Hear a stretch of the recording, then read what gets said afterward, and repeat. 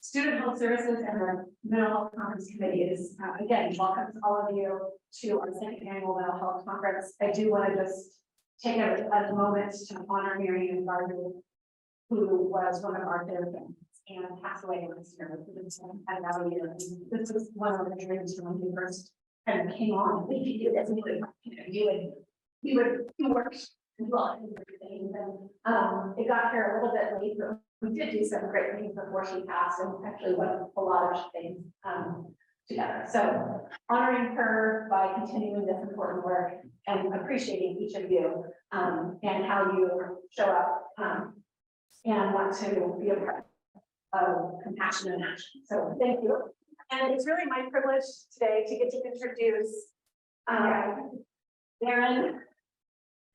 Erin Johnson. She is a licensed professional clinical counselor, an LPCC. She's been with Student Health Services for many years, and she started with us as a postmaster's associate, working towards her licensure, and continued to stay with us even after she was licensed. She has a private practice in the community and does telehealth as well as in person, and she's with us doing workshops and also seeing clients on every Thursday. And it is a privilege to get to learn from her, to get to know her, to be on a team with her. And Erin. Yeah, thank you. Welcome everybody here as in Homeland. Oh, just out of curiosity, how many people have heard the term eco-anxiety before? All right, so all learn today. And then let me wait up the clicker. That's not cooking. All right, I would just say welcome again. And let's take a minute to arrive. So maybe you had to rush over here, you're a little bit jittery or impatient or nervous. I really want to invite you to take a nice deep breath. Feel your chair supporting your back, your feet against the floor. Calm down a little bit, arrive and land. Or maybe you're here and you're already a little bit tired or lethargic, and then I want to really invite you to lift your shoulders a little bit, maybe stretch, shift around, wake yourself up, and invite yourself to be present. And consider as we begin, we've heard of window of tolerance, right? Which is what can we put up with, but I also want you to consider your window of welcome. So what ideas or thoughts or emotions can you welcome in today at this space? Yes. And can everybody hear me? Is it a good volume?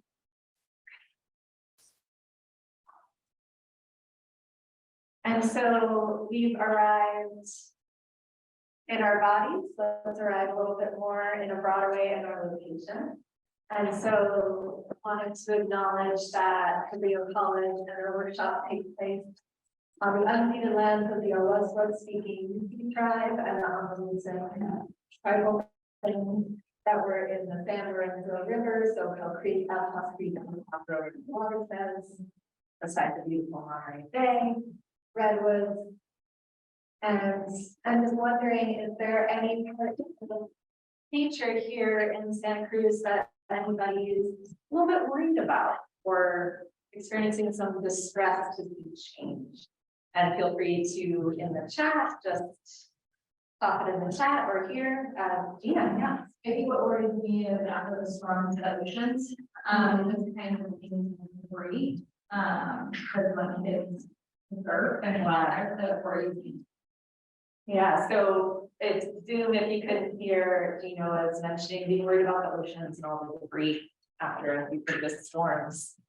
And then on the other side of things, is there any place you just particularly love? Feel free to shout it out. Yeah. Well, I live in affordable housing and nice big parks is in my backyard. Oh, And so to see so much of the landslides and the trees down, the water, really turned murky, particularly after the major storm. yeah. So we worry about the things you care about, right? All right. And so let's give this a little context for those of you unfamiliar with the term. What is eco-anxiety?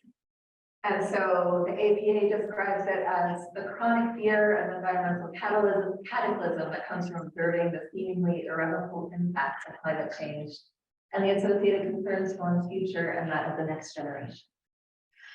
And so this may be on your mind, it may not, but I think we can all agree that it's been a really stressful few years in the world. We worry about things on a much more global scale than we may be used to under climate, politics, relationships. It's important to stress that the APA, this is not a diagnosable form of anxiety because it's considered reasonable, considering current world events. Also, we're bombarded with information. And so there's tension around war, political polarity, disasters, racism, we're exposed to all these things.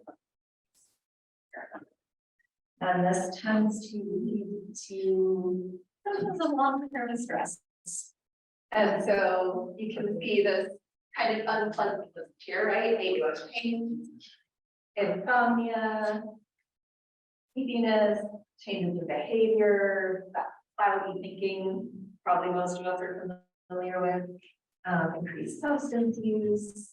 And I've added in here after Yale's list, existential dread for the fear of what's the point, what matters? And I'm curious, and if people are comfortable either in the chat on Zoom or raising your hand or shouting it out, any of these symptoms familiar to anybody experience these ever?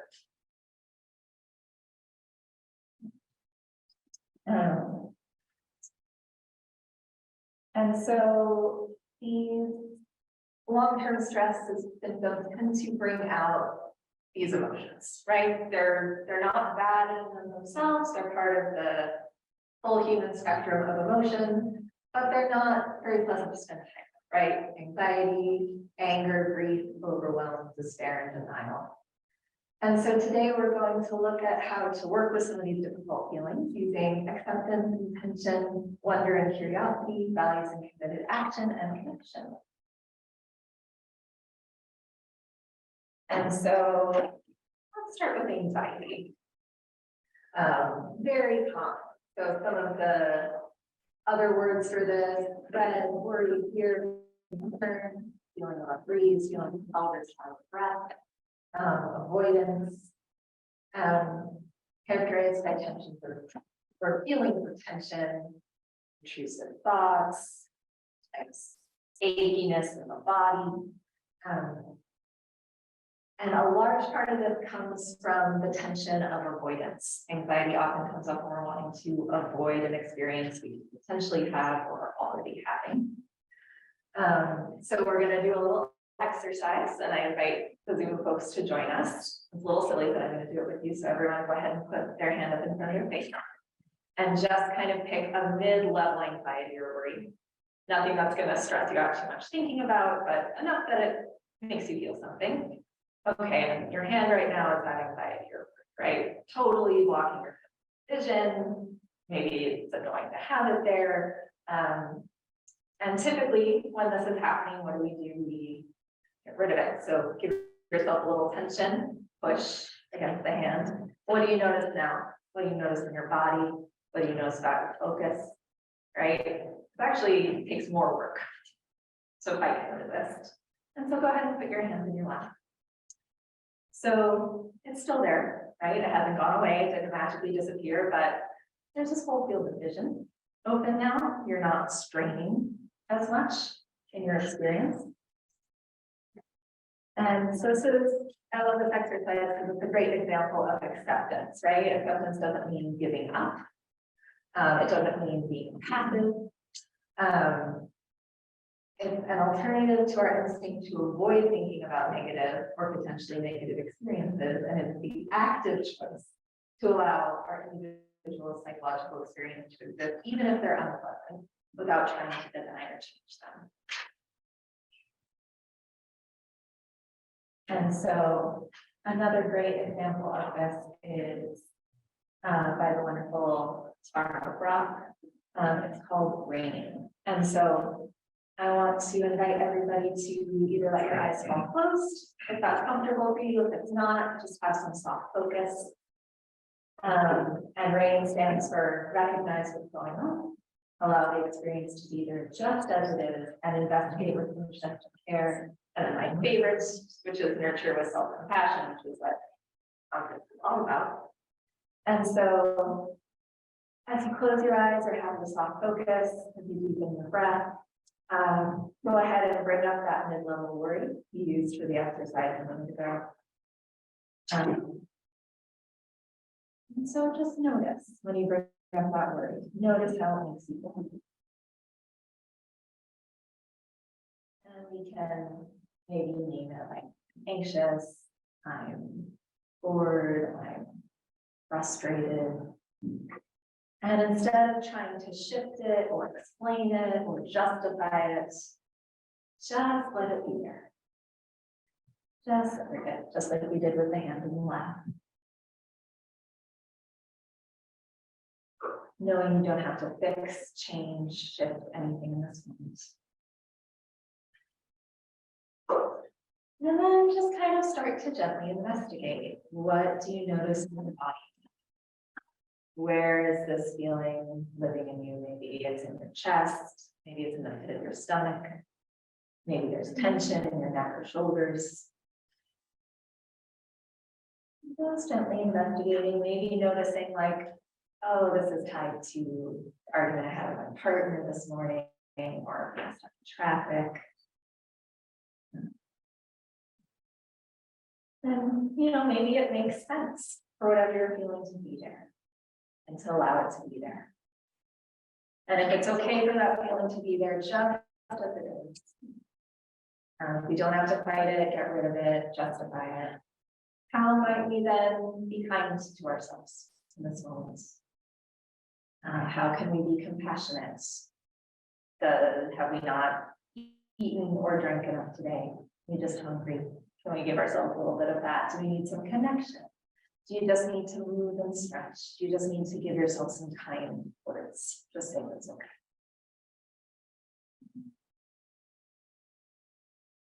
Just feel that for one more breath. And go ahead and come back. And just notice, how is that worry or concern sitting in you now? Did anything shift?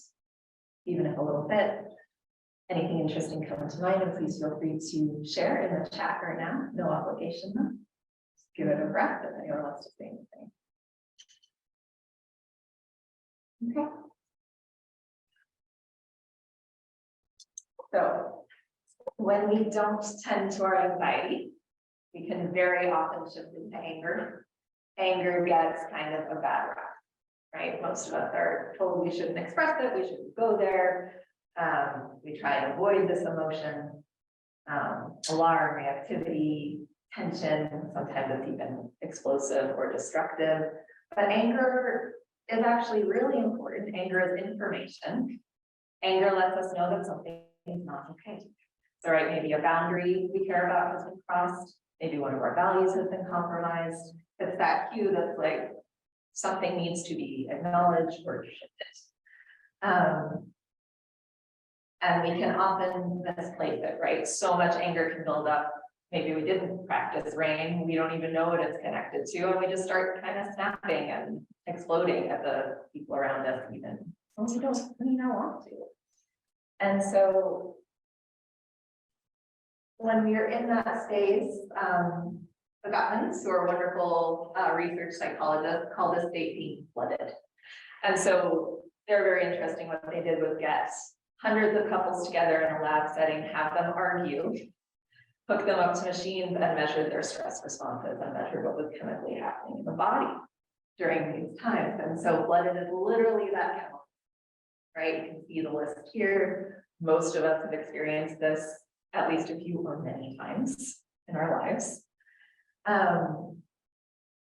With the flooded state, once that chemical cascade, that adrenaline and cortisol kicks off, our cognitive abilities, like all our reasoning, our patience, our creativity is blocked because we're in this survival mode. And so this is when we get to the point in an argument or interaction where like, ooh, I wish I hadn't said that. I wish I had done that. It's being reactive versus being responsive. And so there's so much out there right now that can make me angry, right? Like for our personal lives, just the minute you turn on the news, the minute you flick open your computer, there's things to be upset about. And so, like I said, anger is important. We want it to be able to exist, but we want to be able to respond rather than react. We want to have choice in how we use our anger rather than feeling like it's taking over. And so we need that pause. And one of the best ways to shift out of a flooded state is to take a break. And this is part of the Gottman study. So there's a lot of scientific basis for this. So what they recommend is you need at least 20 minutes to calm down. So if this is a loved one, someone you're able to ask this of, you can say like, hey, I need a break, or hey, I'm flooded, walk away, do movement, do breathing, do those good things you know to soothe yourself. And then you can come back and try again. From a place of choice and with all of your reasoning accessible to you, and you might tend to feel better about that interaction than even if it's hard. Any questions about that before we move on in the chat or in the room? Yes, we can go back to that. Sure. And just so people know, all of these slides will be posted after the conference. So I'll just give it 1 second. If you want to keep breathing, and then we'll need to keep going because we got a lot to cover. Anything from the chat? Okay. All right. We good? Okay, great. See if the clicker's working. It is. Yay. Okay. All right. So when we work with our anger, often what's under there or part of it is grief. We also are dealing with a lot of grief right now. And, here's the 5 famous stages, right? Made famous by Elizabeth Kubler-Ross. You have denial, anger, bargaining, depression, and this is not a linear process, I should mention. You can have all of these in 10 minutes in a day. You could have one of them for weeks. It's really a fluid state. And if you look at this chart here from hospice, which is geared towards the death of a loved one, but also really applies to these large scale tragedies we see unfold in the world. All of these things come up for us. And so grief is one of the main emotions we worry is going to completely overwhelm us if we respond or sit with it, right? Or for many people, that's the fear. So one of the ways to kind of help keep ourselves balanced is to connect to small pleasures, simple things. So we're going to do another little experiential here. So inviting people to begin to close their eyes or have a soft focus. And because when we are in grief or pain, connecting with pleasure can help balance our brain out. It can help keep those neural pathways to our ability to experience pleasure, or even just neutrality, working and open so that we don't descend into depression. It's a really useful tool, it's not just a frivolous thing. And so everyone just take a couple of nice deep breaths.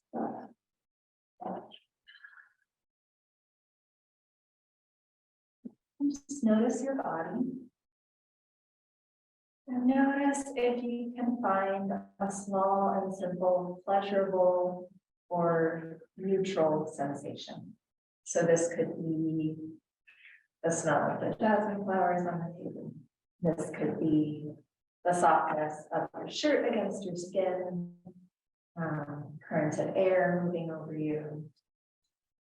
Just take a minute and find something and really pay attention to it. What are all the details of this experience? What makes it feel good?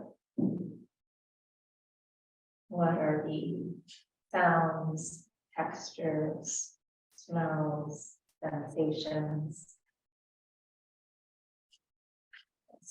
As you breathe in, noticing what feels good. As you breathe out, softening and relaxing further into that support feeling.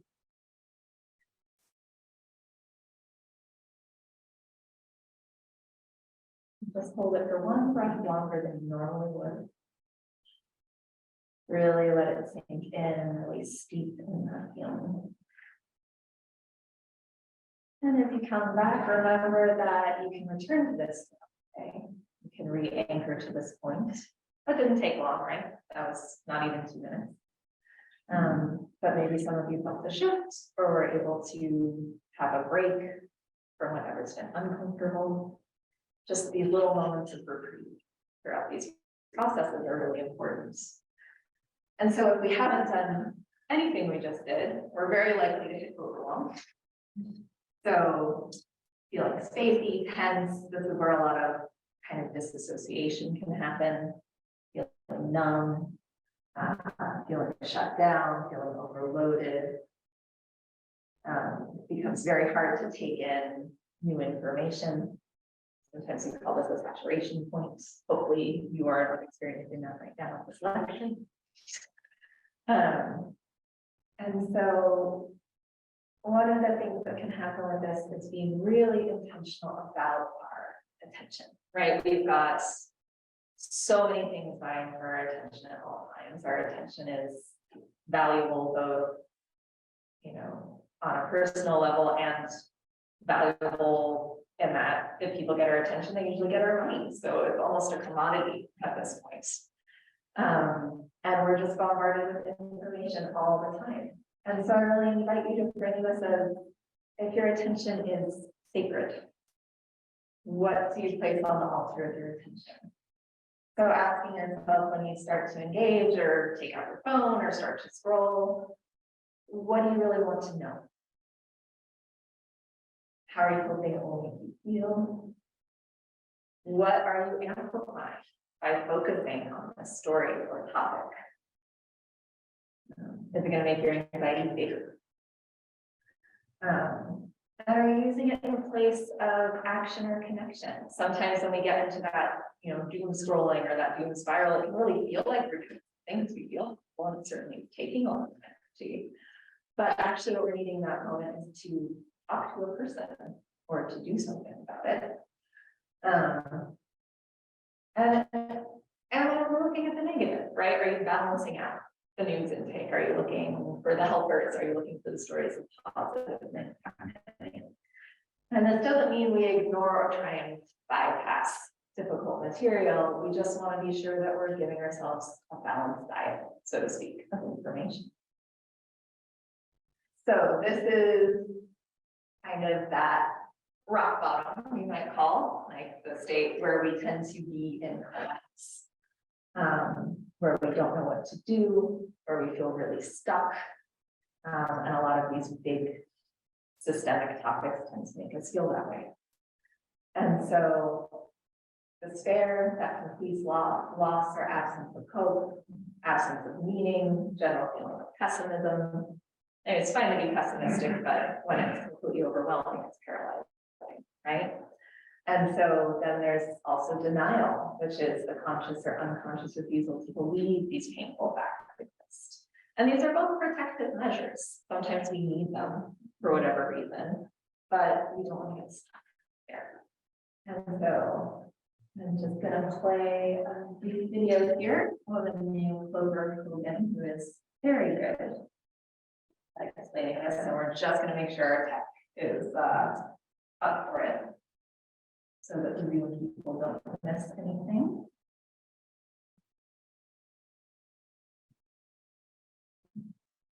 Well, while we're getting that set up, does anyone have any questions or comments so far? Yeah, I have a question first, and I'm so sorry. We are filling time, so no problem. Question, but I'm curious if you know why it takes so much for us to be so intentional between the mind-body connection. Yeah, that makes sense. Like, why do we have to be so intentional to you know, initiate that mind-body connection, because with, you know, many, and I would, of course, with many animals, it just seems like it's so instinctual or intentional, and with us, we have worked so hard for that psychosomatic, you know, situation, and it just feels like, why is it so hard? I love that question. Or to identify pain and everything. So I'm curious if you know the answer. I don't know. Well, I ask myself that daily, right? But I'm just, so Zoom can hear us, so I make sure I'm understanding your question. Essentially, it's why is it so hard to do these things we're practicing right now? Why is it so hard to be intentional, to pay attention to ourselves, to pay attention to our systems and our bodies and what they need, and to make choices for ourselves? Is that essentially it? Yeah, why does it take so much focus and efforts? Well, there's a couple thoughts about that, and I'll be quick. But we tend to talk ourselves about it. So you mentioned animals, right? They don't have this extra layer of cognition saying like, well, I'm not sure you deserve this, or you're being dramatic, or just suck it up, right? Like animals don't have that thought process. They just respond. So this is where our brain development can get in our way sometimes. We really do talk ourselves out of it being okay. So it takes effort to just give ourselves permission. And then there's also our negativity bias, or what we call the negativity skew. And so we are always going to gravitate to what's wrong. And we are usually not going to know or acknowledge what's going well, what feels good, like that pleasure activity we just did. How many people, when they feel good, deeply lean into the experience and analyze it? Like, no, we're mostly just relieved or grateful or not paying attention, right? When we feel miserable is when we get into the details. And part of that is for survival. Whole nother lecture. I don't have time.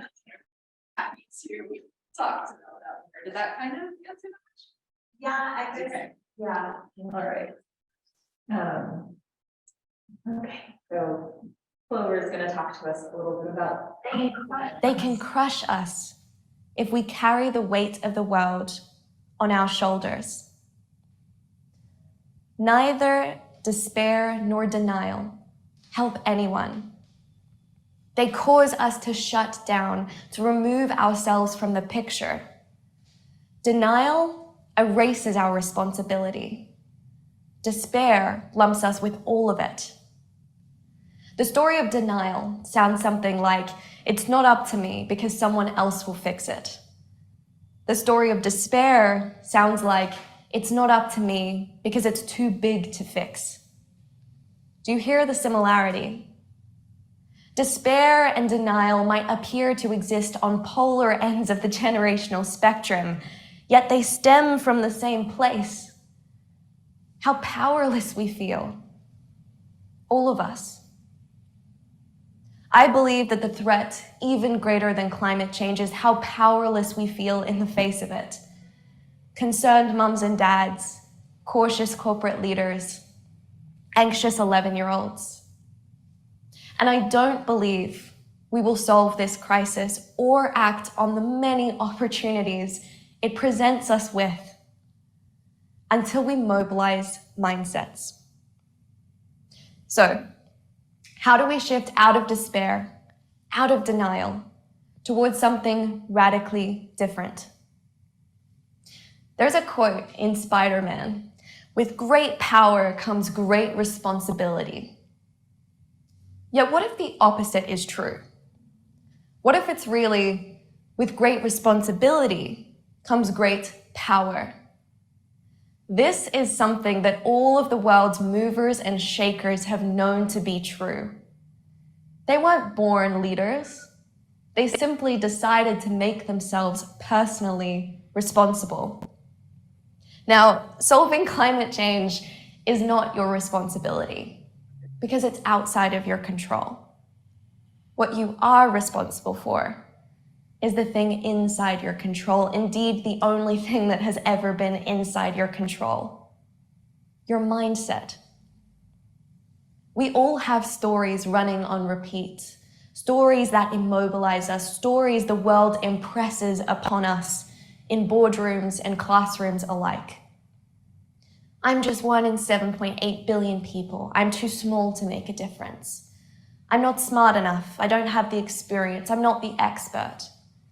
The system is too broken, our leaders too short-sighted, our society too shackled to the status quo. These stories paralyze us.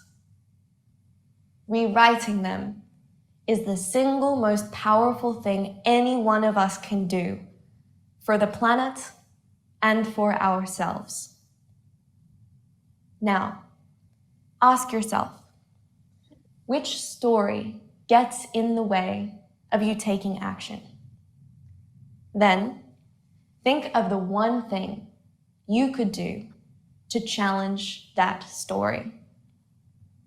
If your story is that you're not smart enough, you could challenge it by focusing on the skills and talents and gifts that you bring to the table.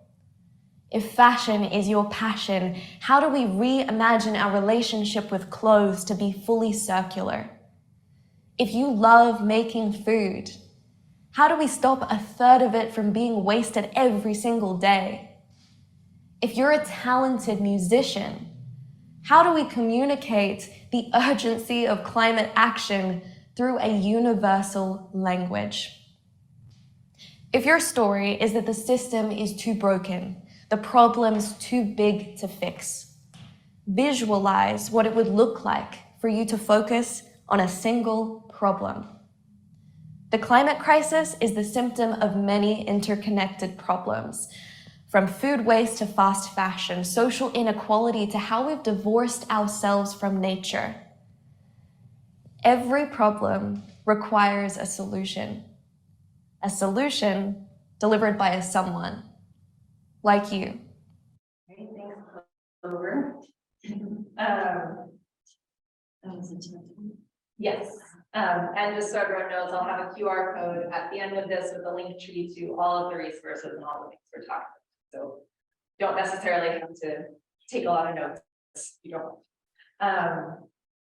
So what's she really talking about here? One of them is values.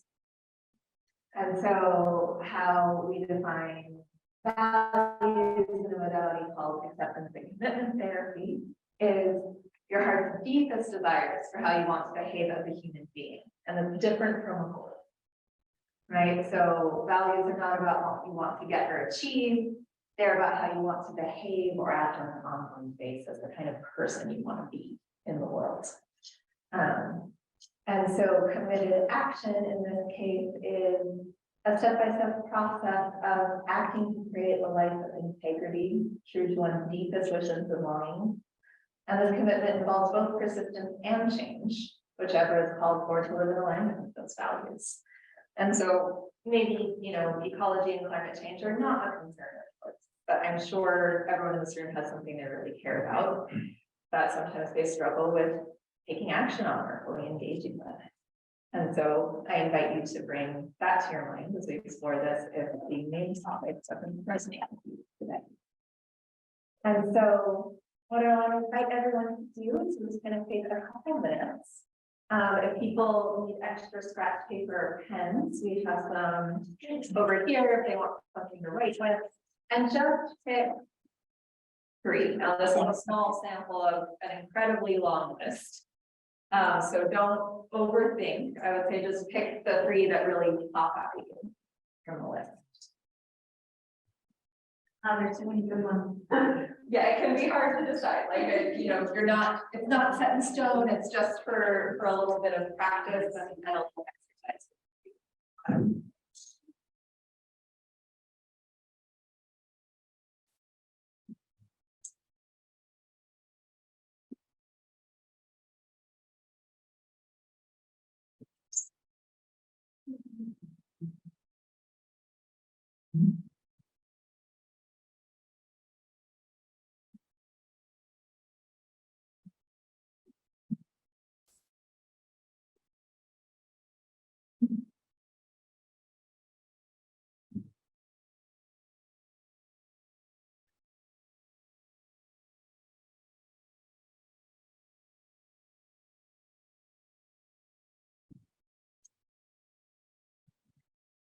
Everybody got their 3, anybody need more time? I need more time, please. Okay, Sorry. that's okay, thank you for speaking up. And yeah, Zoom, if anyone's confused or has a question, just a reminder, you can throw it in the chat. I'll pass it on to me.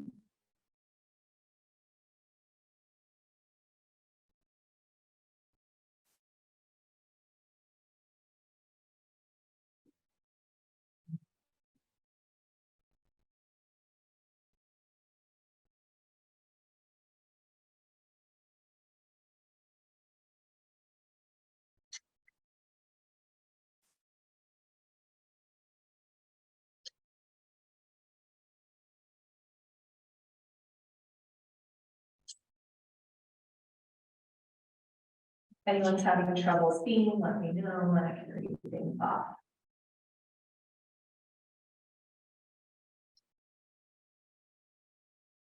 All right, I am seeing heads down, I think, so. Moving on. So we're gonna have a little interaction now, and if that is, horrifying to you, that's okay. You can just tell someone I passed.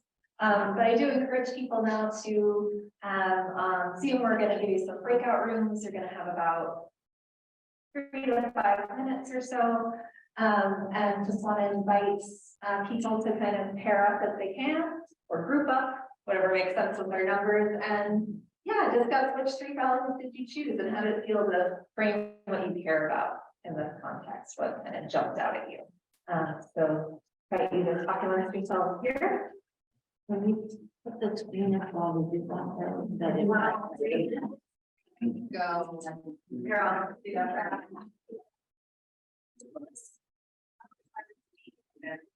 One, I like 2, I like eliminating. You want to start? Sure. Okay.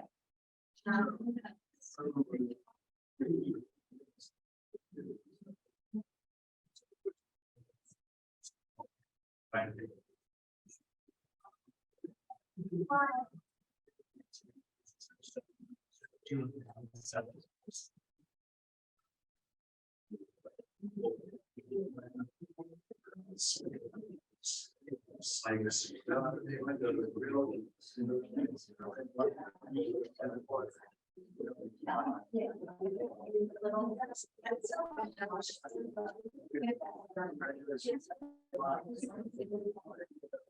Wow.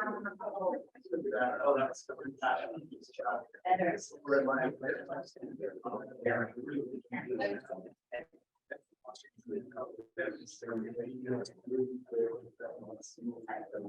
Wow, beautiful. Thank you for sharing. That's totally awesome. Very little people that you want. But it's not. How you go? Yeah.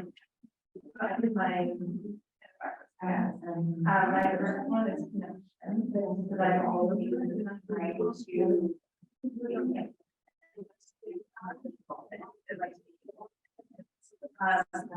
Especially how I'm checking yeah. Challenge growing in what makes sense always. Once the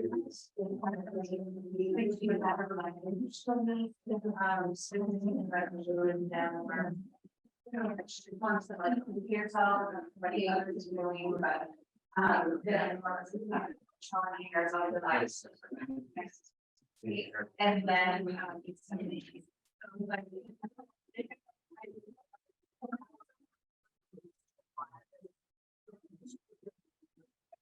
Yeah. Right now, yeah,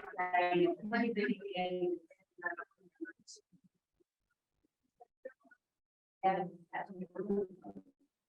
yeah.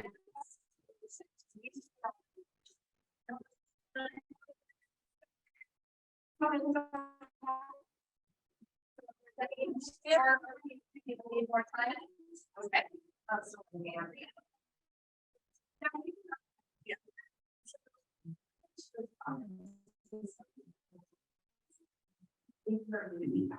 And I'm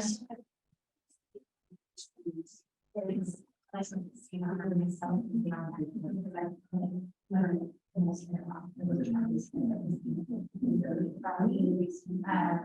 that's what it is. Questions about the life, so maybe how can I really makes it that you're not.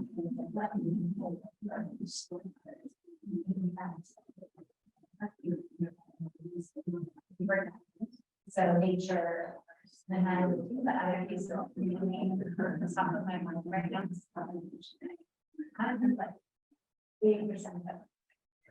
I'm like 7 years.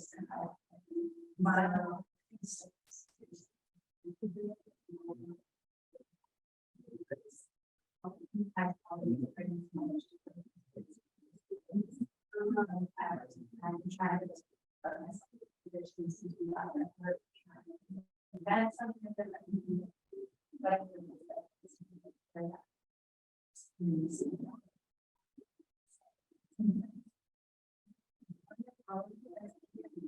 I'm so sorry.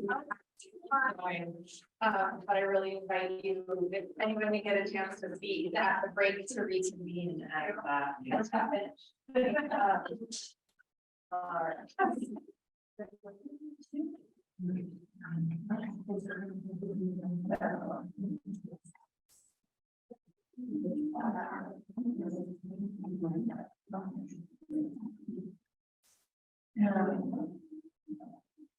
So just so people have a heads up, I'm gonna explain a little writing exercise we're gonna do, and then I'm gonna ask to let everyone know we have nice warm burritos at the back of the room. So if anyone wants to grab food while we're sitting, feel free, you're very welcome to take into yourself during this process. So what I'd like to invite you to do now is pick one of the values from that list of 3. And some kind of action that relates to it that you've maybe had trouble acting on or connecting with or taking action on. And jot down a few notes about what is your story as to why you can't take action. Any questions about that prompt?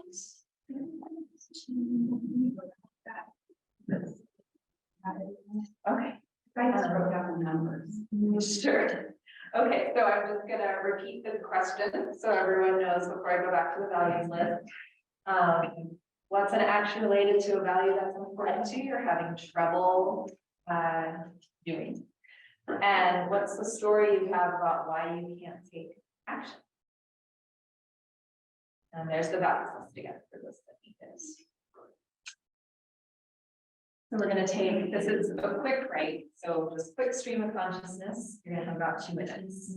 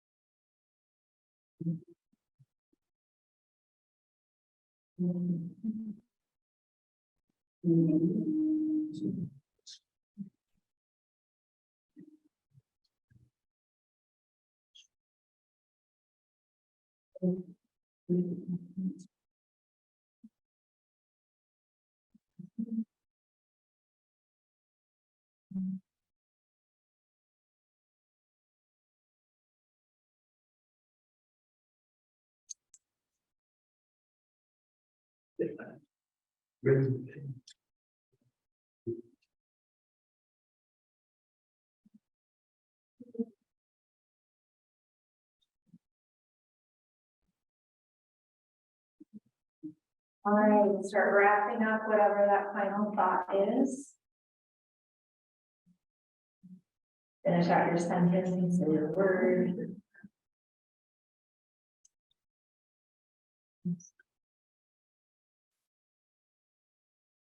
Seeing some people are still furiously writing, want to be here. All right.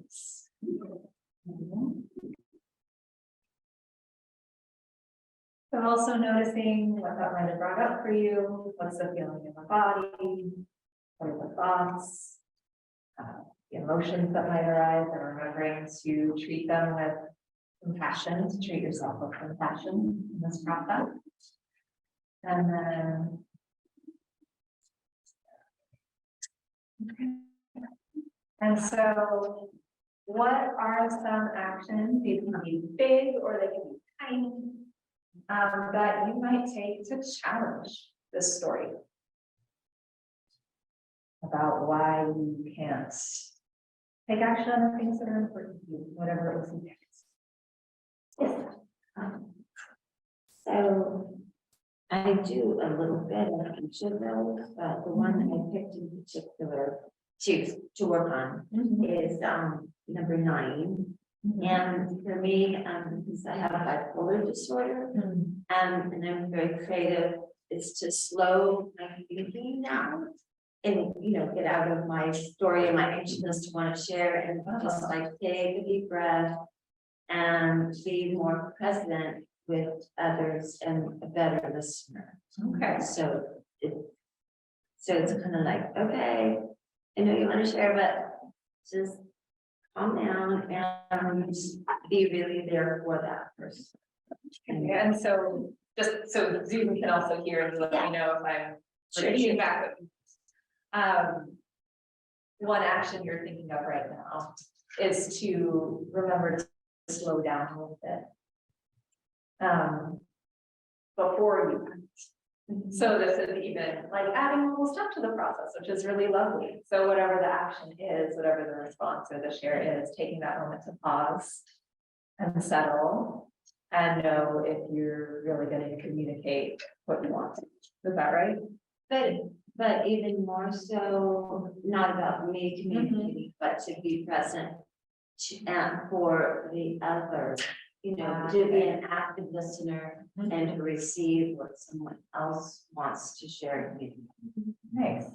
Well, thank you for sharing. Yeah. So everyone else, please feel free to write out whatever your thoughts and ideas are about what are the small or large actions you could take to challenge your story. You're going to have another 2 minutes here to explore that idea.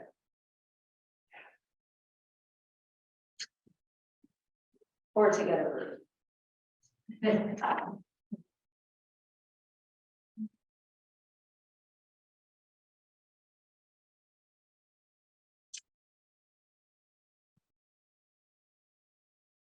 Are we continuing? Are we continuing? We're doing our 2 minutes for.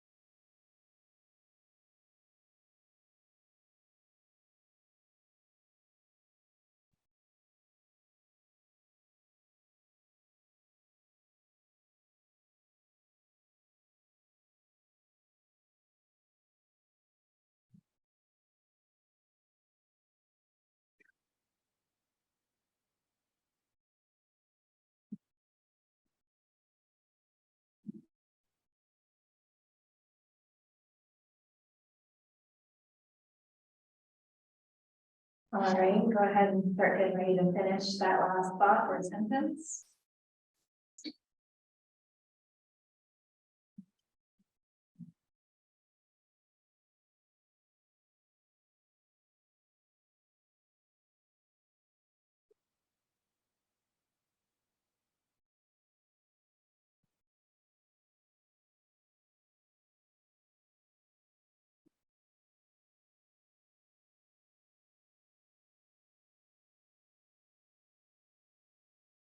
All right. So I want to check in. We're going to have a chance to go into groups again and discuss some of this together. But we're running on a schedule. So do people need a break?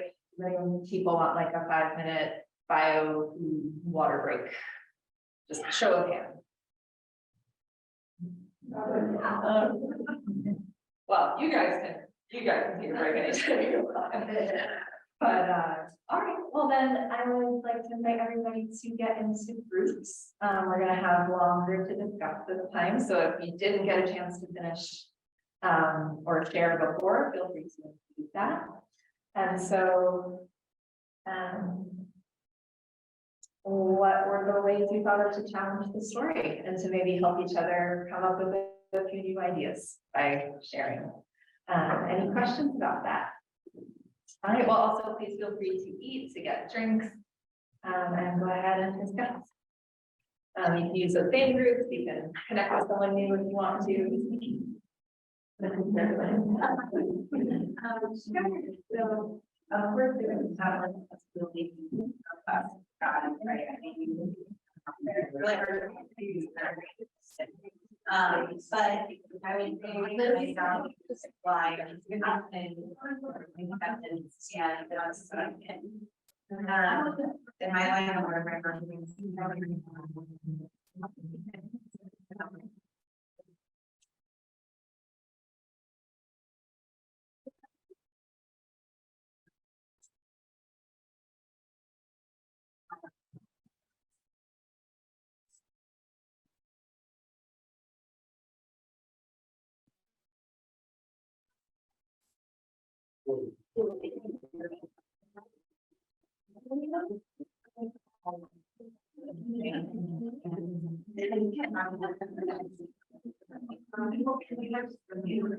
My birthday grade was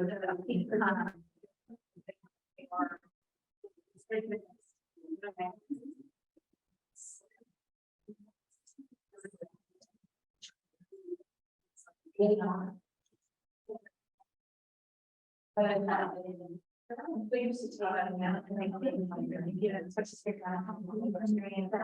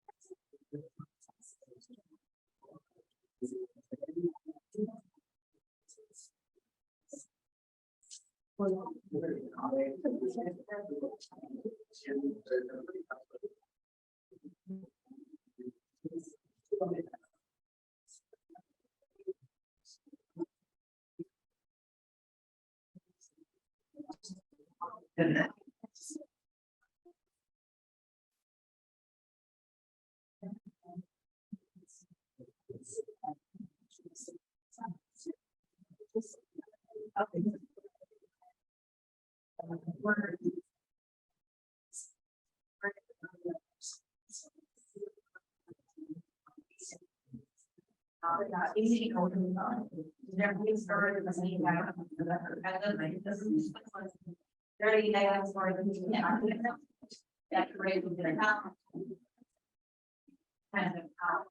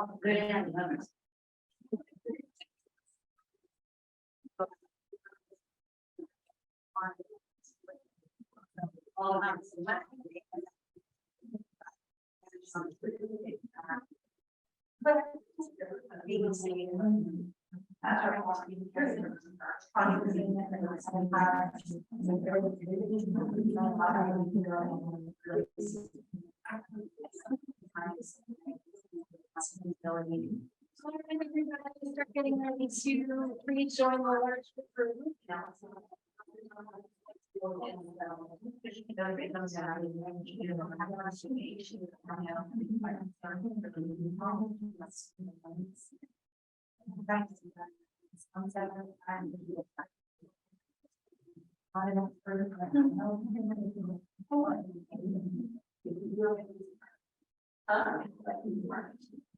Okay, on back, please. I'm so sorry to cut the discussion short, but we're gonna rejoin. All right, and welcome back to Zoom as well. And I was wondering if anyone wants to share any ideas they had, anything they noticed. Now's your opportunity. If we just sit here with kind of a cricket noise for a minute, that's okay with you. Zoomers, feel free to speak up in the chat. Thank you all so much for your participation. Sounds like some great conversations happening out there today. All right, well, no one has anything, we'll keep going. Did you raise? Yeah. Kind of notice like the whole unit is, we talked about promotion and stuff before, and talking like in our groups here, I keep noticing like common thing that we're like worried about what other people think of us or say, and so we kind of stifle ourselves. And it's not, you shouldn't do that. You're entitled to your emotions. They're your emotions. You're entitled to have them. You're entitled to express them, because if you keep them down, it's gonna just keep me away. Okay, we got that whole red list, right, that we went over. It's okay to be, because sometimes you get mad. Sometimes things happen to you that are out of your control, and it's going to make you mad and make you frustrated. If you don't let it out, you're not gonna find a way to fix it. And I think we, say about us, or like, all right, it's not gonna be right, but you just gotta go for it. Yeah, love it. Like, I'm not going to repeat that as eloquently as you just said, but just for Zoom, remembering that it's okay to feel our feelings, to have our experiences, and to try and do that good work to not stifle yourself, right? To fight that little voice that says like, oh, I'm not smart enough. I'm not a leader. I'm gonna look stupid. All those little fears that really hold us back from fully offering our gifts. And one thing I heard someone mention in one of the groups was that this really does in some ways come back to loving ourselves a little bit more, to loving the world a little bit more, which sadly is really hard to do sometimes.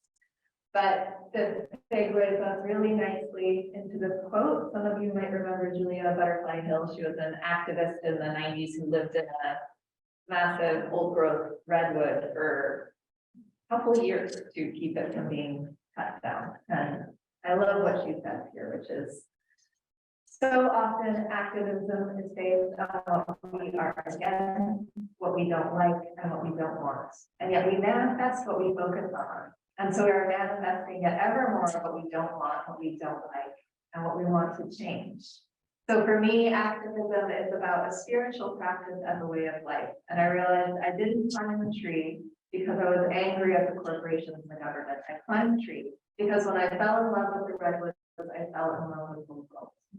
So it is my feeling of connection that drives me instead of my anger and feeling of being disconnected. And I just love that shift, right? So it's really easy and sometimes even appropriate to go about, react or take action or respond to things because we're really upset. But it really does boil down to our caring, right? And the things we love and that we really are acting from. One of the things I find so interesting about activism, and I think it's a brave thing to do, is oftentimes you don't realize how many people are willing to defend you and defend your honor. I think we have this conception that if I do this or if I say this, not a lot of people are going to agree with me. And quite frankly, it's the opposite. There's more people that are willing to agree with you and to ask in defense of you and your narrative, more so than I think we ever anticipate. Yeah. So I love that. think so for Zoom, because I really want to make sure people heard that, is remembering when we engage and when we engage in activism, that we're really not alone, that people are going to show up for us. And that's what can make it so powerful. One of the reasons I wanted to do this presentation is I know so many activists who get so burned out and end up with so many health problems because it's so hard to operate from the space of intense caring and intense stress that can bring on. And so we're a little bit blocked by the Zoom bar there, so I'll just tell people that it says moving into committed action. So my last word for that, or the phrase, is don't let the perfect be the end. So know that, you know, it might be clunky at first. Things might not work out the way we want them to initially, but really start small. So asking yourself, what is the tiniest, simplest thing I can do? If it's something, you know, for climate activism, which is kind of the lens we're using for this presentation, it could be, okay, switch out one plastic thing for something else. Have one conversation about your concerns. Part of it can be taking care of yourself, can be that first step. Looking at what's already worked, what's already gone well. Where you already have allies that support that people just mentioned, right? Where you already have influence, and finding that connection. So using a little bit of that vulnerability to share those hopes or fears with the people you care about, and start building that understanding and that resonance. That's a step. It's a big step, actually. And most importantly, celebrate the small victories, because so often we just count our accomplishments if they're too small, or anyone done it, or it wasn't that hard, or it could be better, right? I don't know if those phrases are familiar to anybody. I see some nodding heads. And that completely demotivates us. So quick sign that like we're chasing dopamine, right? That reward chemical our brain gives us when something goes well, when we do something we like. When we are always talking ourselves out of our victories or accomplishments, we don't get that hit essentially, and we don't then chase it. We don't then have that thought of like, oh, when I do these things and I celebrate, I feel good, I want more of that, right? So when we downplay our accomplishments, we lose that motivation we're capable of building. And so just a few ways to form community and connection around these issues. There's climate cafes. You can Google that. You know, maybe people have heard of death cafes, where it's a volunteer thing. You can register, create one, and people get together and talk about death. They're now doing this for climate change and climate fears as well. Very easy to look up online. Talking to your friends, seeking counseling or spiritual or whatever your easy access support is around these issues. That also builds connection. There's a wonderful book, All We Can Save, that had created a curriculum called Circles, where you can get together with a group every week and gives you topics and kind of guidance on how to talk through some of these issues. And of course, action groups, volunteering, there's always plenty to do. It really is what pulls you in, what kind of lights you up when you think about doing it.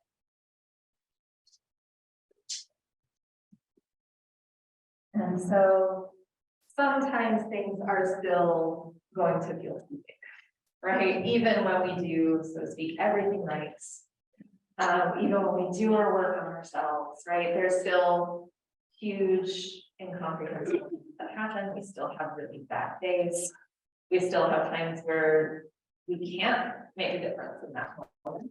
And so I just want us to be led by Pema Chodron through this short little meditation around the way to help ourselves and our systems when we feel that overwhelmed, even when we're taking. So this will just be a short little meditation, so everyone just gets comfortable. Let's do Tonglen for a world that is falling apart. So on the in-breath, you breathe in whatever particular area, group of people, country, or even one particular person.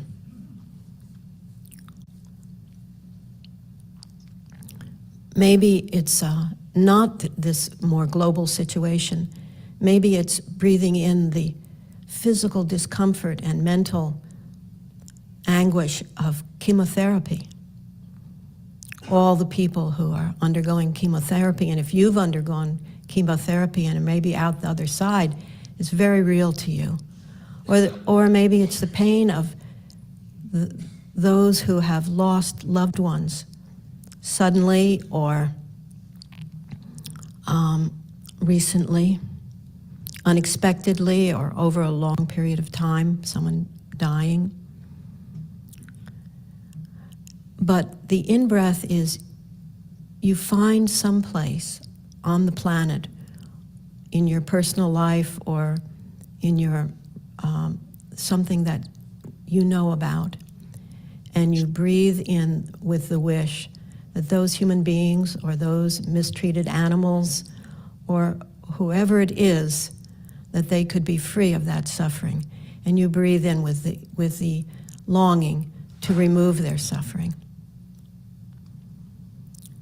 And then you send out, I often say, just relax out and send enough space so that people's hearts and minds feel big enough to be able to live with their discomfort, their fear, or their anger, or their despair, or their physical or mental anguish.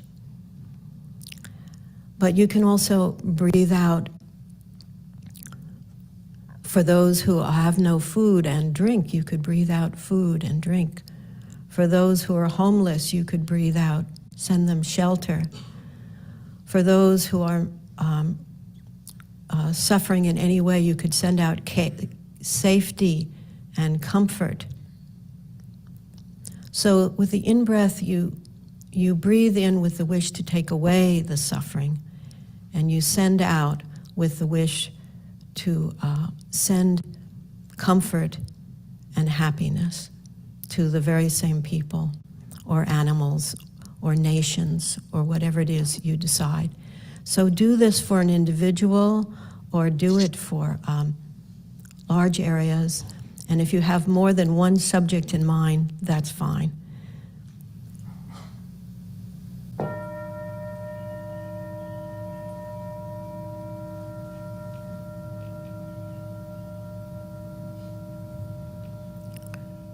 Breathing in there with the wish to relieve their suffering, and on the out-breath, sending them relief.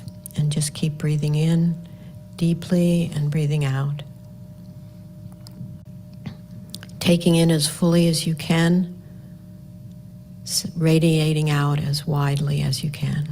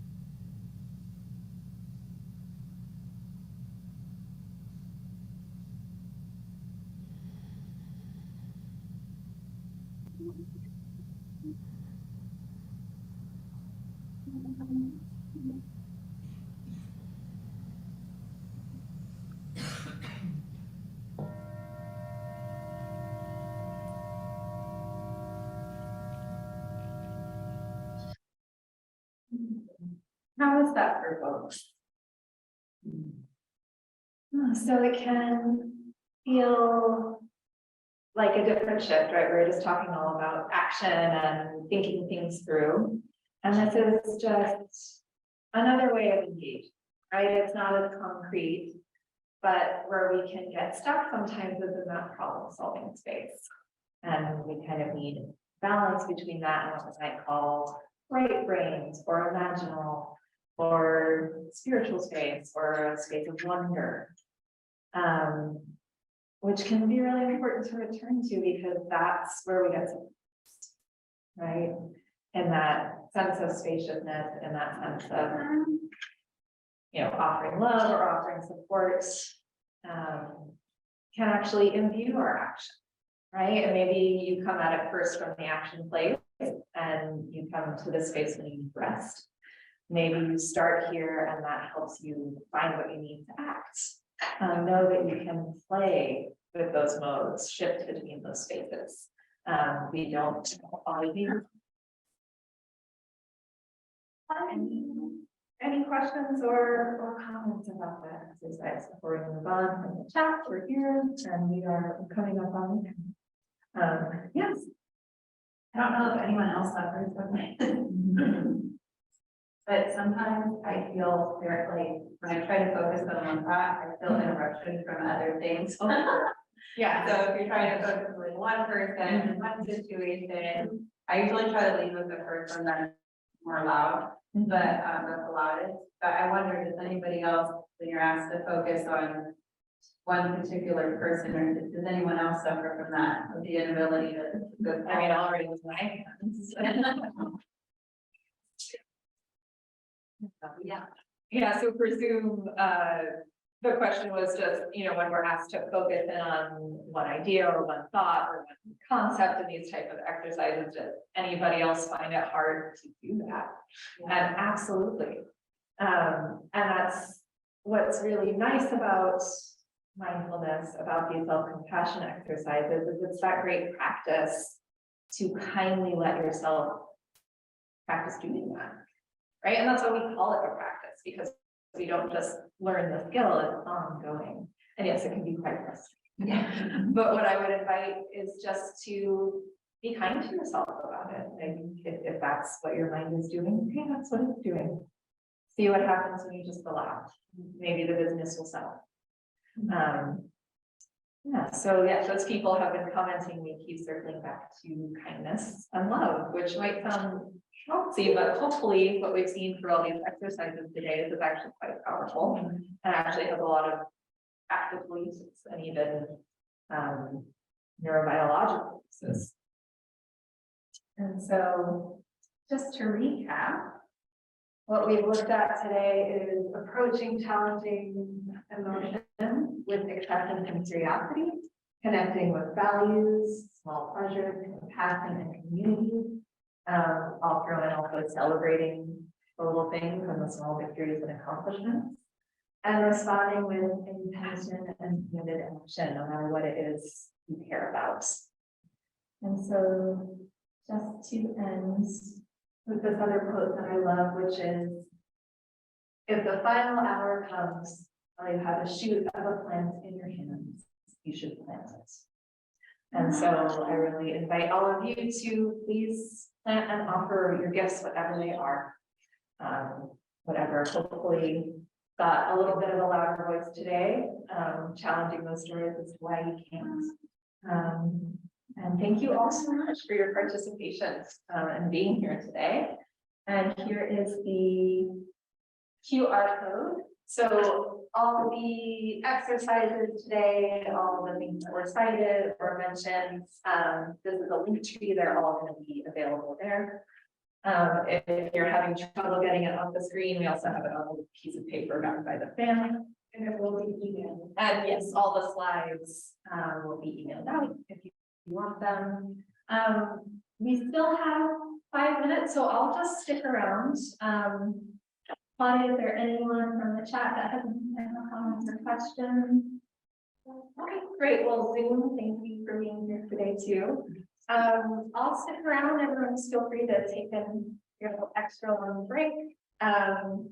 Feel free to be in a discussion or come find me. I'll just sit for a bit. And I'll just privilege and pleasure to introduce our Active Minds presentation, Validate, Appreciate, Refer. And I'm gonna be popping in every bit, but she's taking it away. Yeah. Hi, everyone. My name is Jaden. I'm the president of the Active Minds Club. The Active Minds Club here at Cabrillo is a national program, and they have some throughout colleges and high schools. Our one here at Cabrillo, we really focus on reducing stigma around mental health by promoting healthy coping mechanisms and giving people resources for mental health, whether they're Cabrillo resources, local or national resources. And so we have club meetings where we do journaling or gardening or art, and we also promote resources like the 741 crisis hotline and resources like that. So today I'm going to be talking about VAR, which is validate, appreciate, refer.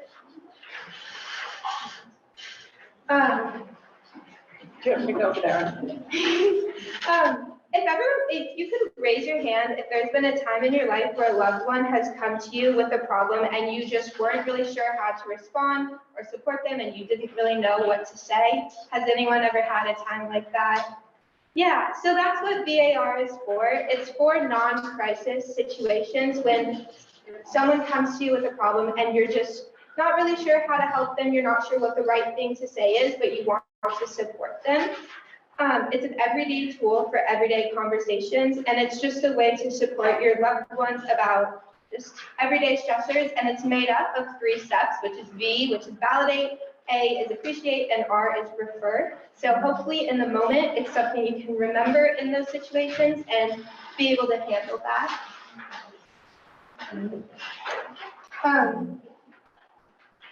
Why you should use VAR. Feeling supported is exactly what people need. A conversation that includes VAR is one that allows you to actively listen to someone you care about. And a conversation like this could make all the difference. If someone comes to you and they're upset and you validate that and you're respectful of how they feel and you help find the steps forward, that can reduce a crisis moving forward and just really reduce the stigma around conversations like that and make people feel more comfortable to talk about their emotions and make us feel more equipped to support our loved ones. Who can use VAR? The point of VAR is that we can all use it. You don't have to be a professional. The goal is to make hard conversations easier and to just reduce the stigma, like I said before. Someone doesn't need to be in crisis to seek help, and you don't have to be a professional to help a loved one, and that's like the main theory of VAR. And we're just hoping to reduce crisis situations by making people feel more comfortable to talk about it when they're overwhelmed, and to make us, when someone comes to us and they're overwhelmed, we want to be able to handle it calmly so it's not a spiral situation.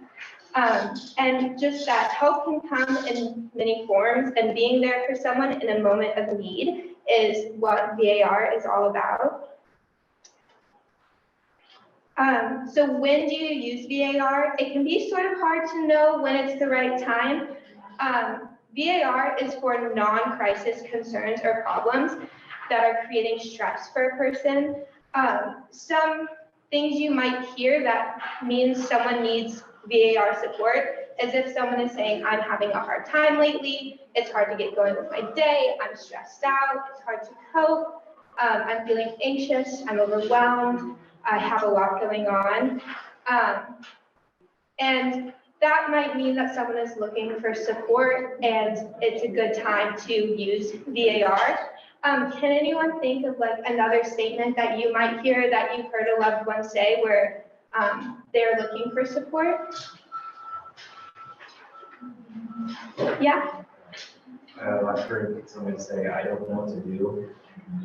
Yeah, that's a big one if someone's feeling lost and confused. That's a great time to use VAR. Yeah. Sometimes I hear, it's not always direct, but nobody's listening to me. Yeah, and a big point of VAR is we want people to feel heard. It can feel really awful and frustrating if you're concerned about something and you're going to someone for support and you feel ignored. can often make you feel more isolated and make the problem worse. So a big aspect of VAR is making people feel heard and supported. Did anyone else have any other ideas? Yeah. I just think with like people our age, sometimes we don't say it directly, or like we make a joke out of a situation, but underlying we have like a big problem. So sometimes it can come off like, oh my gosh, I can't breathe, I'm like dying, or something like that. Yeah, and it can be hard to kind of know when someone's joking, but we do want to make sure we're taking people seriously so we can support them.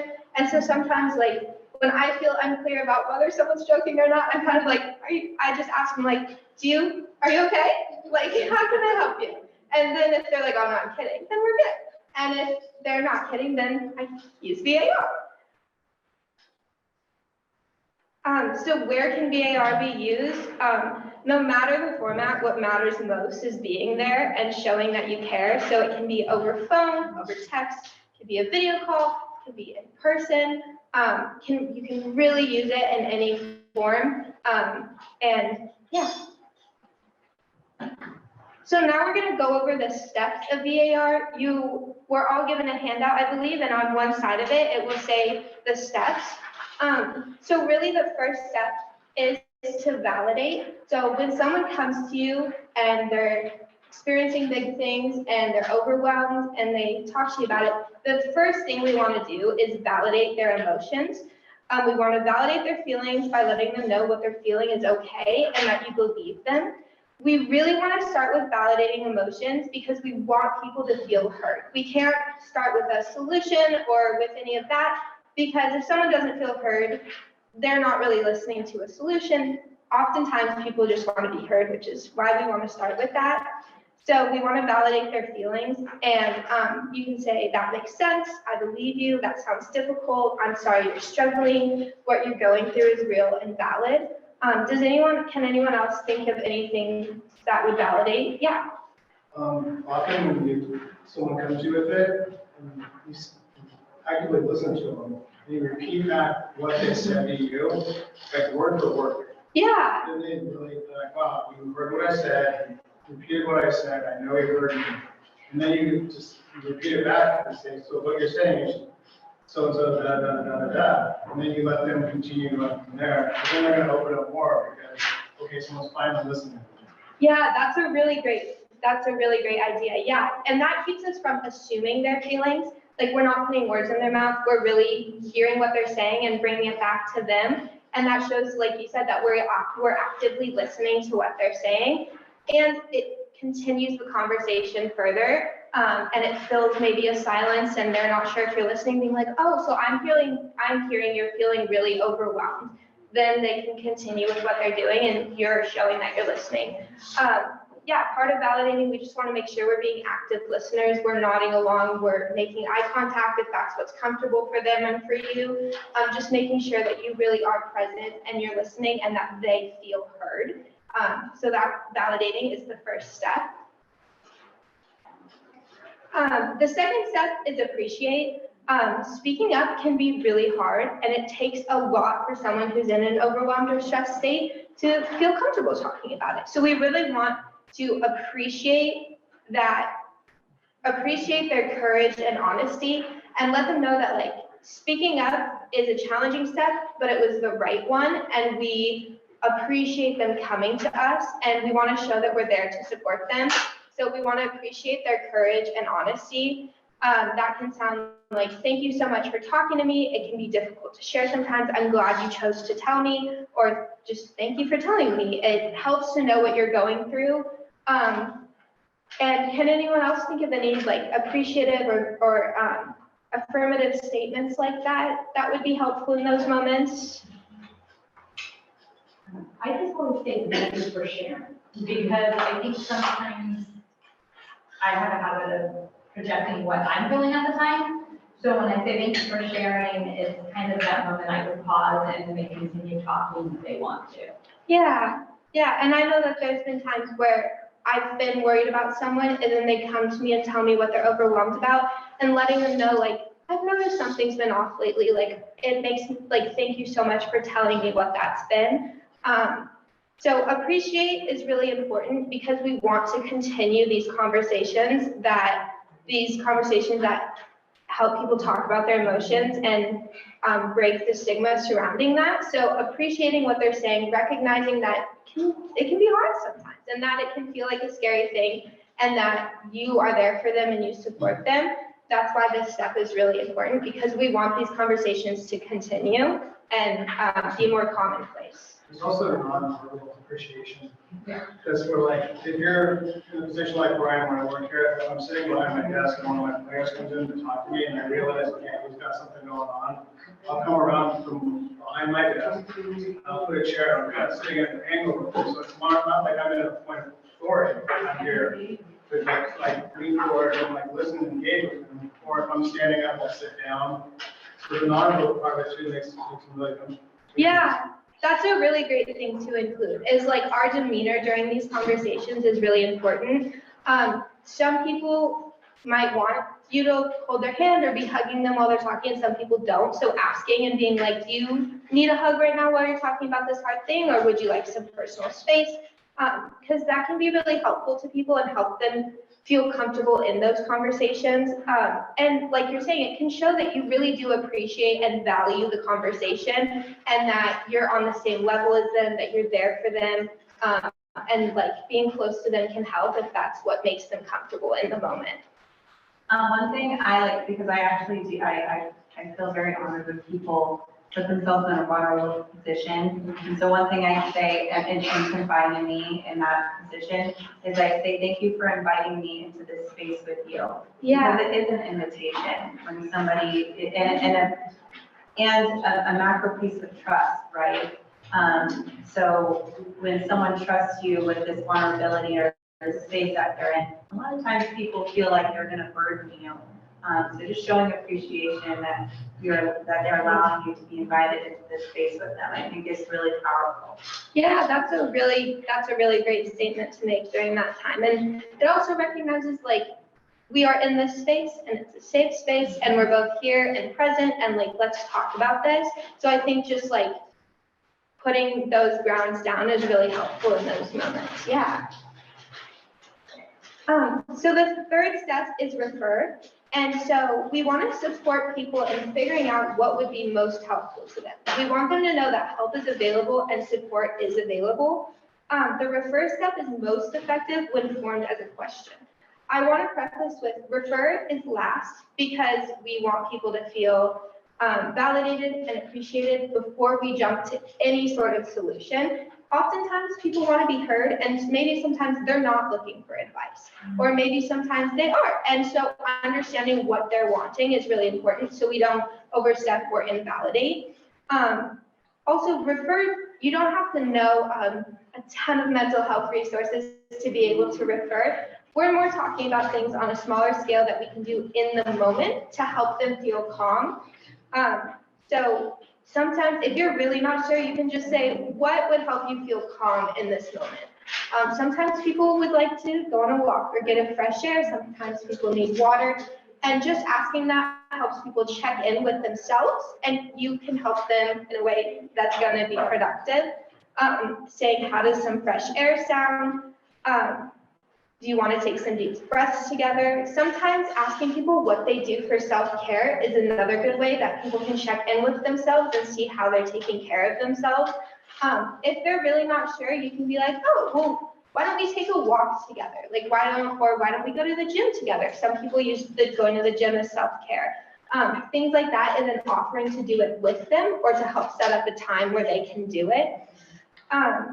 And then also you can ask if it would be helpful for them to talk to someone. This can be a little trickier just because you might not know a resource where they can talk to someone. If you're a student here at Cabrillo, our Student Health Services has free counseling.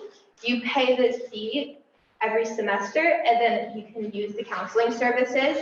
And so just offering, like, if you're both if they're a student at Cabrillo, you can be like, hey, do you want me to walk over with you to Student Health Services? And you can make an appointment with one of their counselors.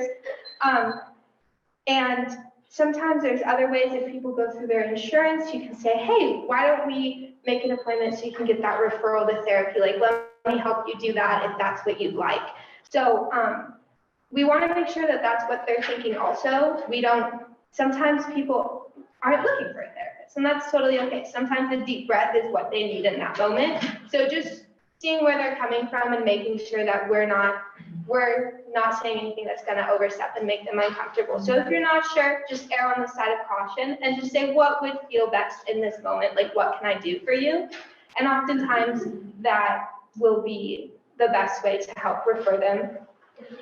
This is most effective when you form it as a question. Like I said before, we don't want to put words in anyone's mouth. We really want to do what's best for them in the moment. So asking them that is really helpful. And so just what would be most helpful for you in this moment? Can anyone think of any other things we can refer people to in the moment that would be helpful? I always ask when people want solutions or support. Yeah, that's a really great way to understand what they're wanting, because people can come to us with a ton of different stuff. And if we respond in a way that they're not looking for, that can feel invalidating to them, and we don't mean to do that. So by just being upfront and asking if they're looking for support or advice or what they're wanting from you is really helpful. That's a great idea.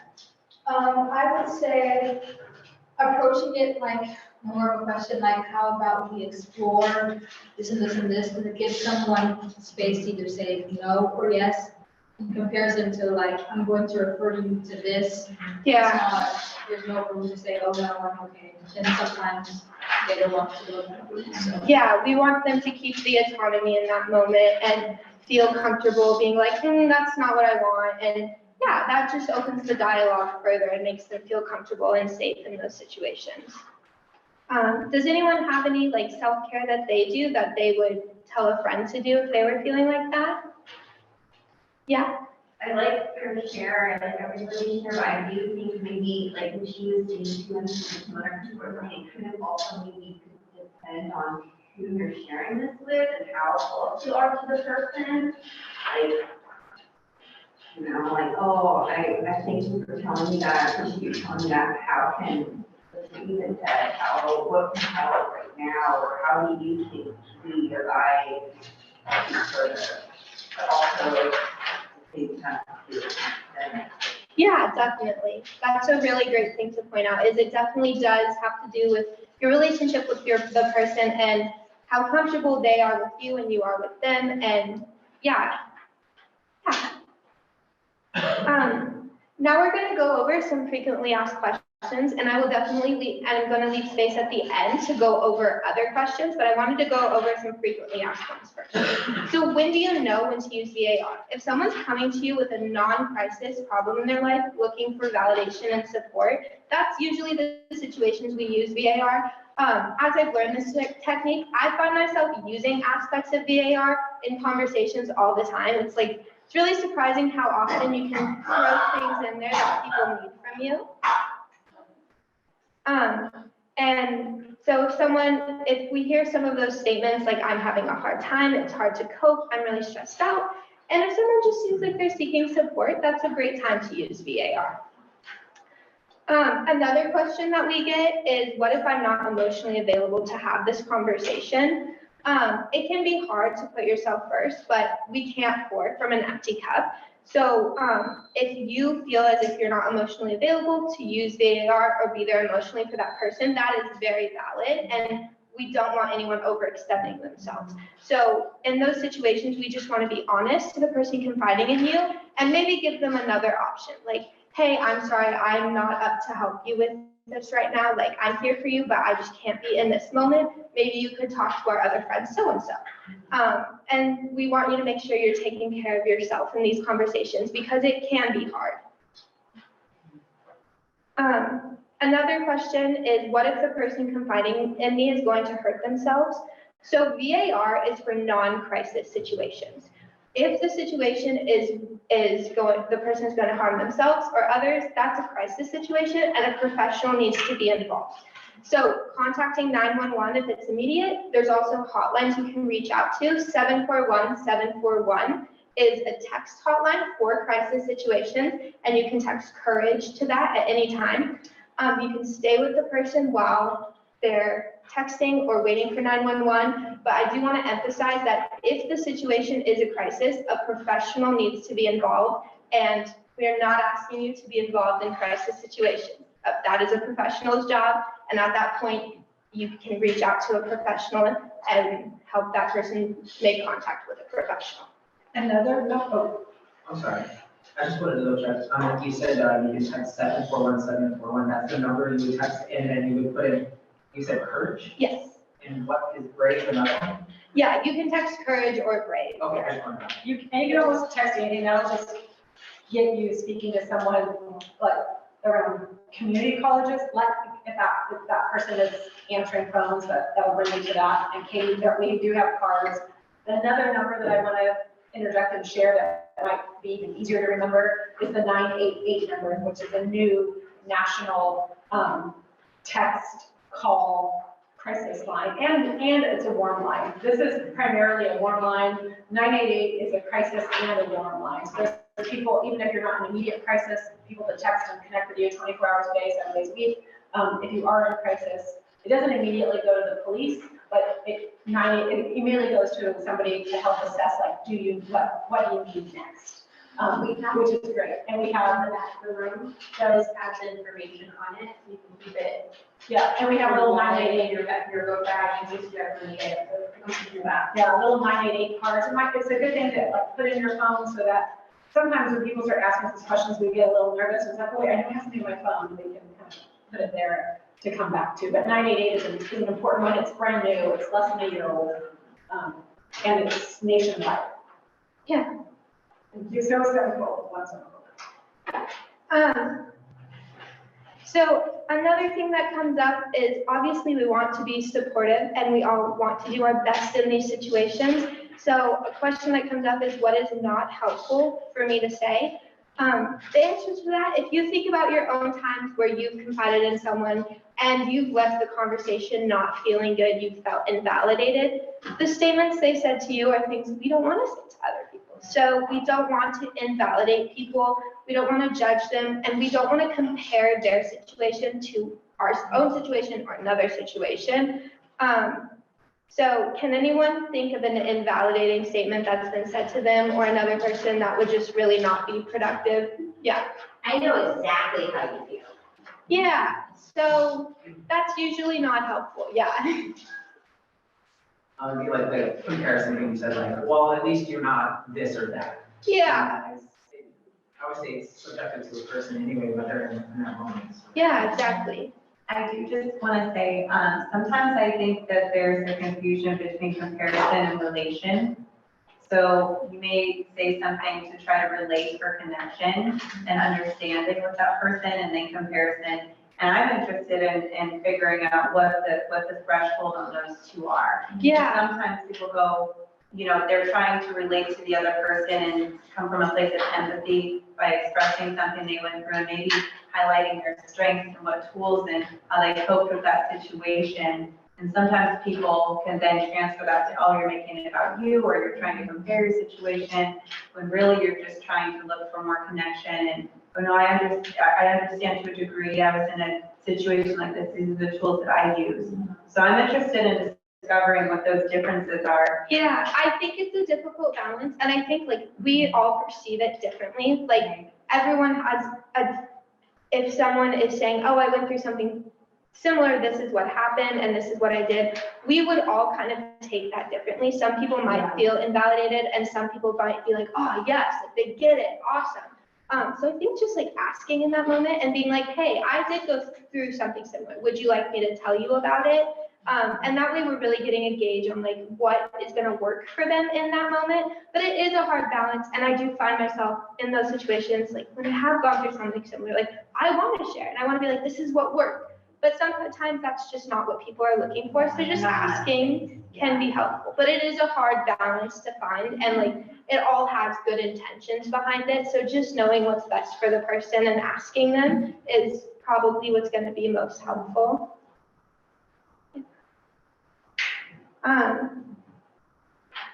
So another question we have is, I'm not an expert, how am I supposed to help?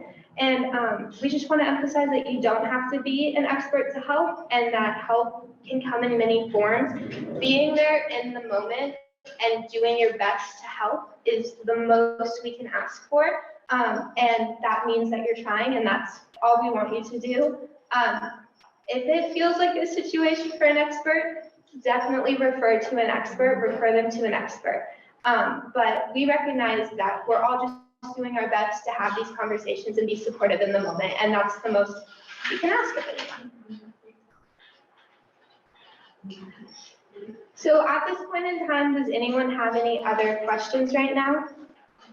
Yeah. I didn't have a question, but I did want to visit when you talked about not having that emotional availability to talk to somebody. Something that I introduced into my relationships and in like peer support groups is learning about spoon theory. And spoon theory is amazing, and sometimes putting like a silly little twist on something that could be a little hurtful helps it not be so hurtful and a little more understanding. So I just don't have the spoons for this right now. You want to talk to somebody else? Can I get back to you when I have a spoon? I got a spoon for you. It's my favorite way to kind of like try and navigate up with something. So spoon theory is really interesting. Everyone should look it up. But just quickly, spoon theory was created originally for people with chronic illnesses, specifically chronic fatigue. It's kind of the idea that like people with chronic illnesses wake up every morning with a certain finite amount of spoons in relation to people who aren't chronically ill have kind of more an infinite amount and a way more.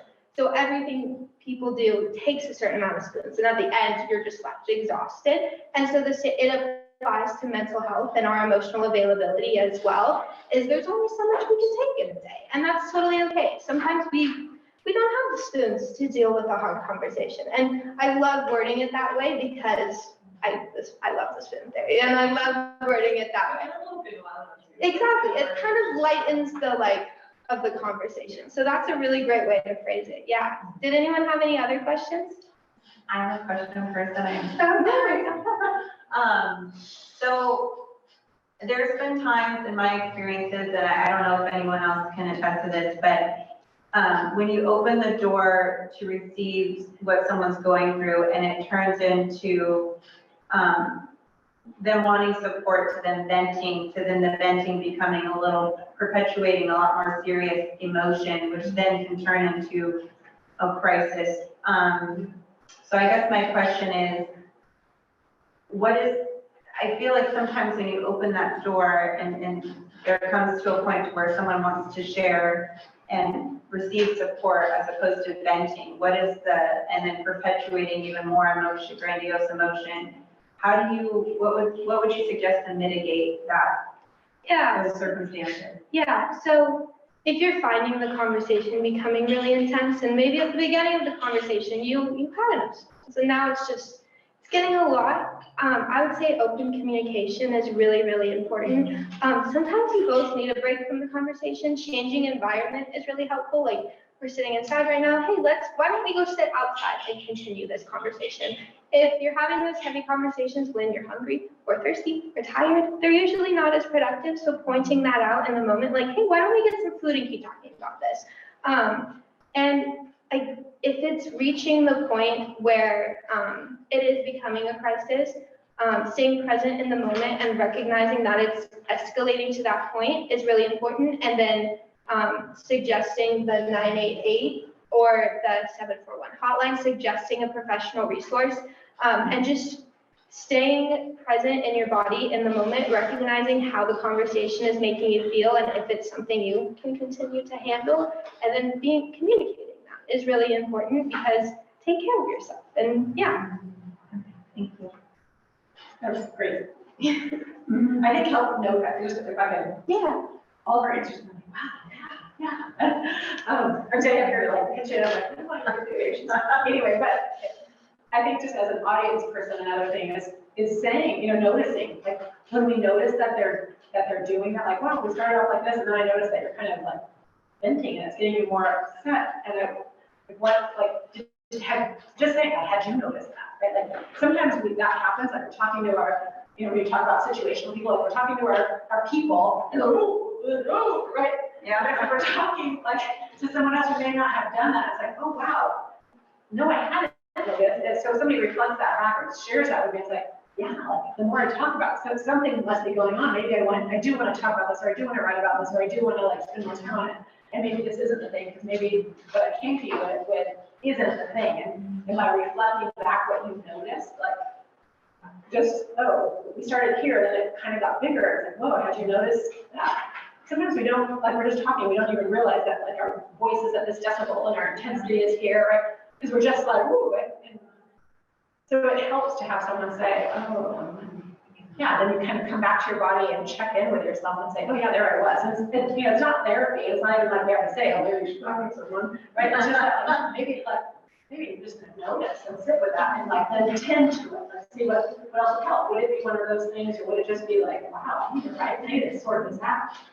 I like how you put that and giving them the opportunity to kind of code switch to recognizing and being self-aware and mindful, because as I'm sure you guys have experienced, when you're having conversations with somebody, when it turns into venting, you don't really want to shut them off because you don't want to, you know, create that barrier. And now they're ashamed and guilty and like, I didn't even feel my burden. But then just having them be proactive in that mindfulness and kind of self-regulating, right? So I like how you put that.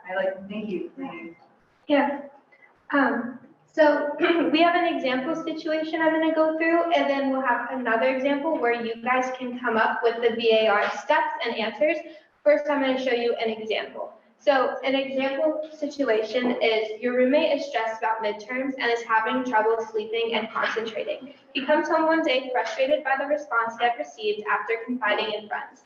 They told him things like, you're in college, we're all stressed, that's just midterms and you'll get over it. He tells you that he didn't feel like his friends were really listening or that they understood the extent of his anxiety.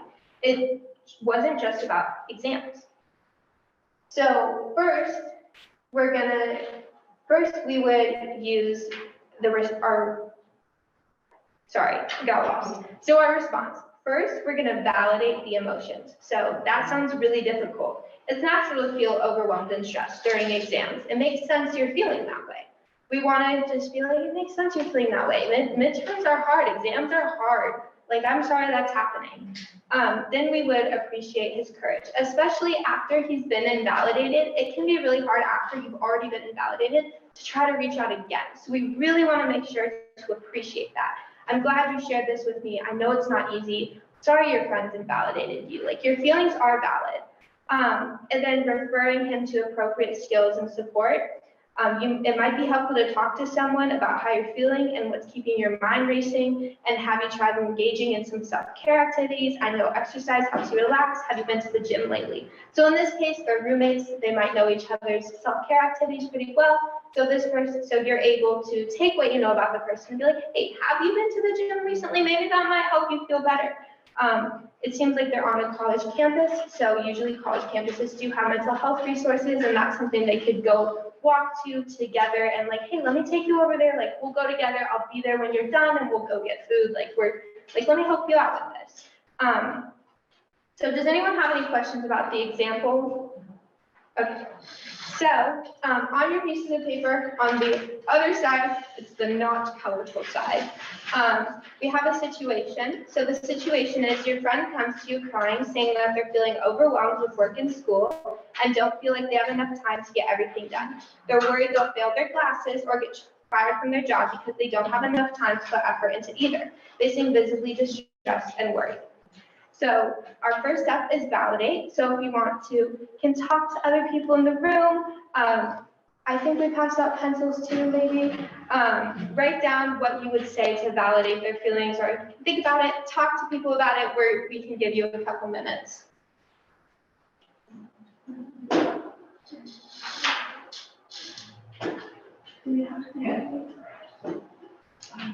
Does anyone still need a paper? I can take one. Appreciate it. Yeah, that's what I hear.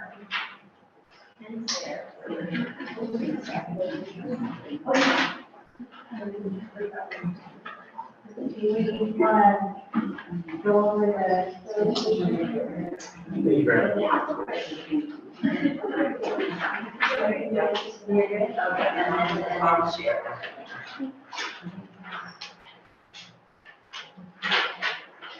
All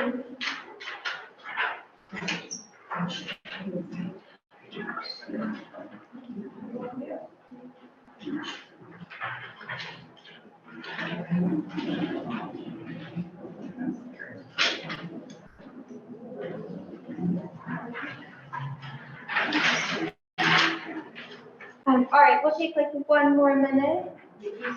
Maybe just a few more minutes, because our, the people who are joining us on Zoom, they're just joining the breakout rooms, so it takes a minute, give you a little bit more time. Chat away.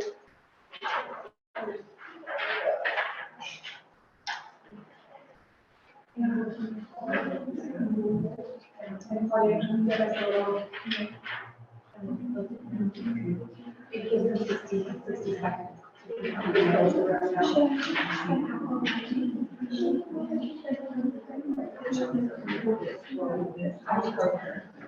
Hang on. All right, you can go ahead and write what you would say for appreciate and refer right now, and then we'll go over it all.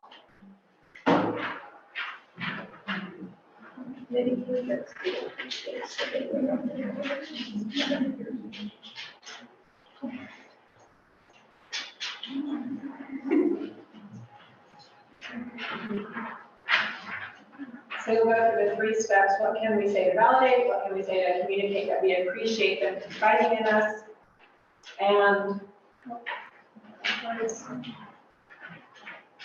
And what resources and skills can we refer to?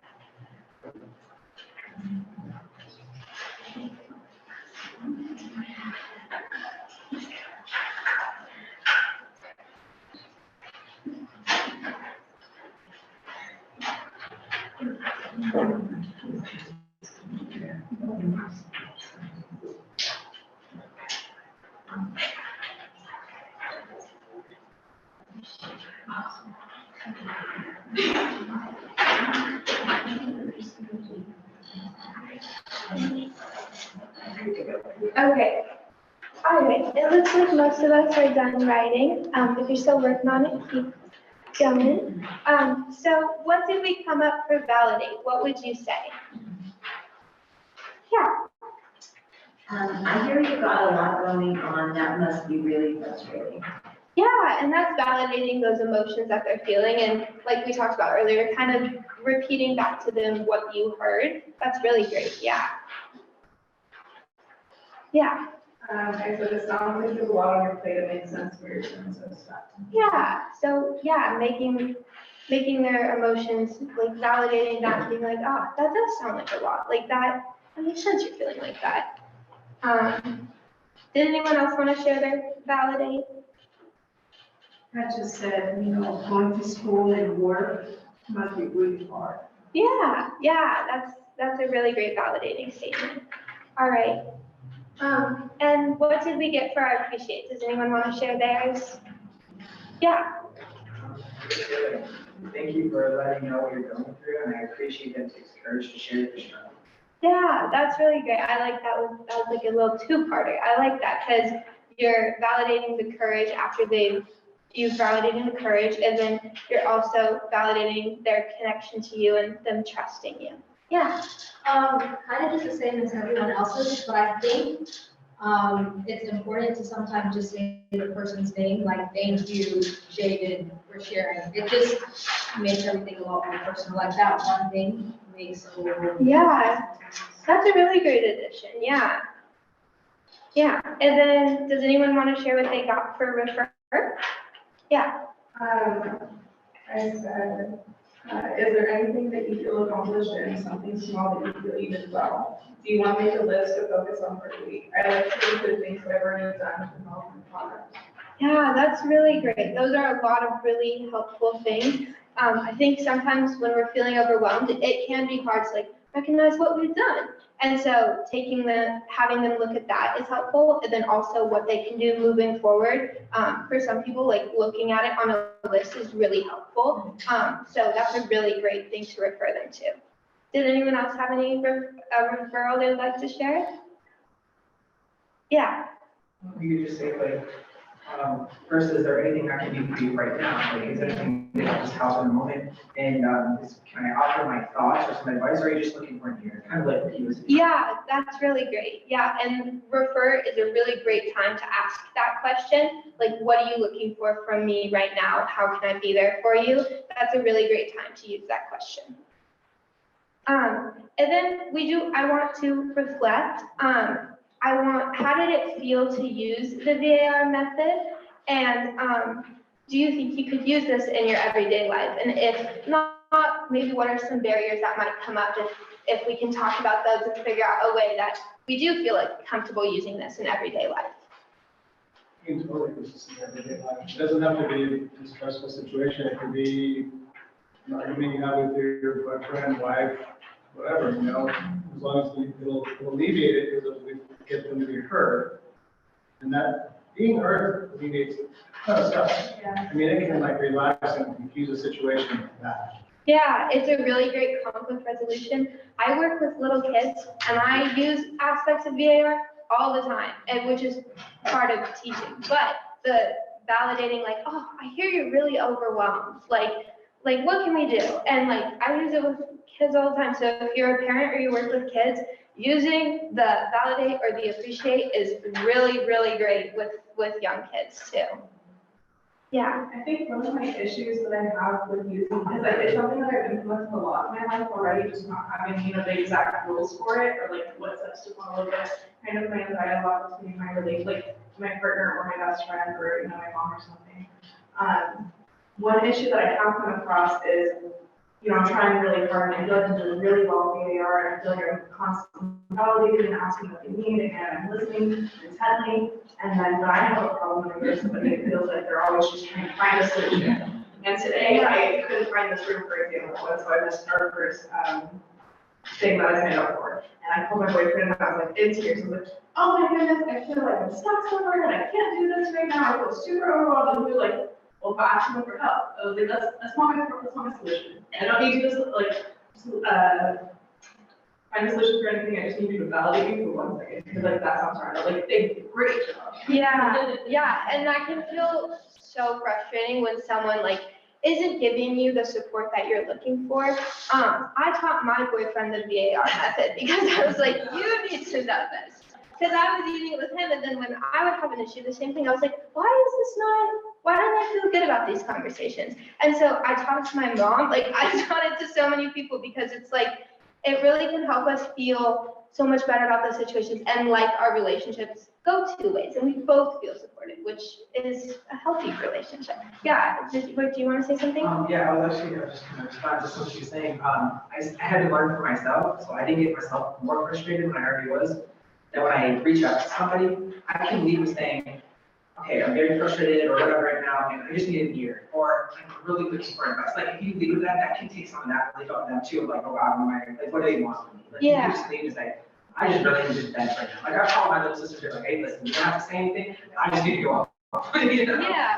And she knows, and she's like, okay, so feel better? Yeah, we're good, okay, we can hang on. Yeah, something else that you can do, if you're wanting someone to pick up on VAR and maybe you don't really feel comfortable being that direct with them, you can talk through what you're doing when you're helping them. Be like, oh, this is a lot. I'm going to start, I want to validate how you're feeling. And then be like, I want to appreciate what you're, kind of go through and really model, how your problem solving is happening. And then communicating is very important. If you're feeling like they're not meeting what you're looking for, being like, hey, I need you to validate what I'm feeling, or I need you to help refer me to some self-care stuff, like asking for what you need, and also like letting them know what you're doing, letting them know that you're really trying when they need help. Yeah. I just think it's also important to note that you can use this method without using these like exact words. And I think sometimes the big problem we have in our society is that certain groups feel like this won't work for them just because of how it's phrased. You can still use this method with whatever colloquial language you use. If you talk in slang, you can still use the same format. Yeah, for sure. Yeah, use the words that feel comfortable to you. You don't have to use like therapist words. Like, yeah, you can use like the words that feel comfortable coming out of your mouth, and like I know when I use it with little kids, I change my language because they don't, big words are confusing. So yeah, that's a really great addition. Thank you, Jordan. The other day, I was also using VAR for myself, like not with another person, but just using it as like a frame, to like as like a journal prompt or like on a voice recorder on a video. Yeah, that's really great. Validate yourself and appreciate yourself and think about what solutions you can do. And then note that also, not only do we have to like not use that exact language, but we also don't have to use that, like it can be done on our, like we can do it with ourselves. And we don't have to, it doesn't have to be in order. Like we could start with a referral, like what would be helpful? Like we could start with with a referral right there, right? Like what's going to support, Eric said, solution or support, right? Like we can start there, and then we can go into appreciate, just being ours. We can start with appreciation. So glad that I'm standing here with you right now, right? Because sometimes we are like, when someone comes into the health center, like I'm sometimes so thankful that I'm standing there, or just like at the grocery store, like, oh, and so I might start with appreciation, right, for myself and for them. So that's the other, I think, cool thing about this is that it doesn't have to go, like there is, every order is gonna work. Yeah. And it can be a two-way street. Yeah. Like what you said was perfect. Like you want to get this out, you don't want to be interrupted. You know what the answer is, but you need to let somebody know, like, this happened to me. I don't feel good about it. So the way you started that was like, that was really good. I think from my personal experience, when I go to people and I'm having, I experience, we all sharing this, right? We have that person, and I look at it as like saving and protecting. Like they want to save me from the issue that I'm having, they want to protect me, and that equates to the solution is, trying to find a solution and offer support by the solution. And I just feel like that's so interesting, to look at that. Like they want to save and protect me, but I'm looking for companionship. Yeah. Not someone to rescue so much, and maybe a little bit, maybe a micro piece of that. But I think companionship as opposed to like the savior part of it, Yeah, and in the moment, it's like you are getting that response where they're jumping to a solution and that doesn't feel good for you. You can say, hey, I realize that you're trying to help, but I need you to first validate how I'm feeling, or I need you to just listen right now. Because people are well-intentioned in trying to help. Sometimes we just don't know how to go about it. So if you're not getting the response you're wanting, validating that, like, hey, be like, I know that you're trying, and I really appreciate you being here for me, but this is what I need right now. Yeah. Thank you so much. Yeah, thank you for coming. Our panel, and I get to be the moderator of the panel, and I'm going to introduce the people who are going to be on the panel. One is still in traffic, so just because to keep us going and give everybody a nice break before Kristen, I'm going to. It's 4, right? Yeah. Okay. I'm sorry. Yes, it's actually 7 after. We're running a little behind, but we're going to go on and start. We were trying to see if she could get here. So I'll be introducing our panel and inviting them to come up. And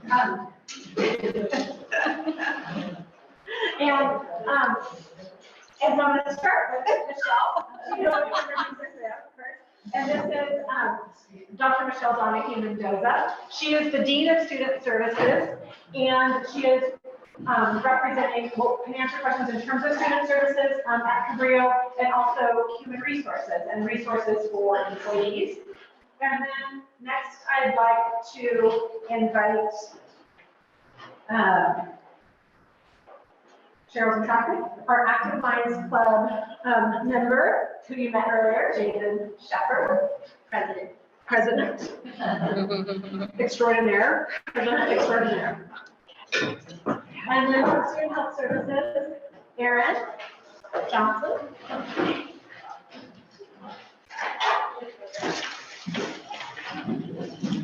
And from the National Alliance on Mental Illness, or NAMI, we have Alexandria Lopez.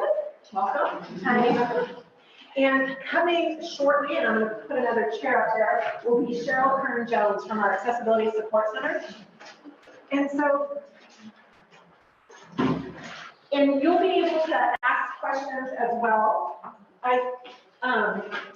We have several questions that we'll ask. So first, thank you so much for being here and for answering some questions about compassion, about your careers. And so I'll start with just some general questions. How do we access self-compassion when self-hate has been the pattern? Oh, that's sorry. Good. Erin, how about we start with you, if that's okay? So there's a meditation I'm really fond of, which is visualizing one little self in your system. And so this could be part of the self-hate, and just taking the tiniest little part, tiniest little cell, and seeing if you can offer compassion to that. So I would recommend then once that comes through, putting it back in your system, seeing if it can spread. And the reason I like that visualization is, no, it's not going to flip all at once, right? It's going to be little piece by little piece. And so remember, start small. Yeah, so using visualization and starting small. Thank you. Anyone else on the panel like to? I mean, I would love to build on what Erin was just talking about. Is I think our opening speaker, Gail West, really, I think, honed in on it, and it's having, building sort of a daily practice. It doesn't start overnight, but it just takes one step. So for example, for myself last night, it was, what is the kindest thing I can do for myself right now in the moment versus all the chores I needed to do when I get home last night, right? And starting that self-hatred, that self-judgment, all of those things. And so the self-compassion question is, what is the kindest thing that I can do right now? And it was to actually get ready with my pajamas and read a book and not put the 3 loads of laundry away and be married. So I guess that's a really good down and dirty habit, right? And so I hate doing laundry, but you know what? I have to read, and that just sort of calms me for the rest of the night. And the loads of laundry will sit there and they'll get done. Thank you. Anyone else? I can add next. Again, I'm from the coordinator for NAMI, the nonprofit here in our county. And I think to add on to what you have explained, we don't just have to look inside, but we can also look to our peer support systems. And that can be your family, that can be your friends, but that also can be support groups. And we have support groups available too. So you don't have to, the strength doesn't always have to come from within, but you can look to your support system. Those are equally as important. Yeah, thank you.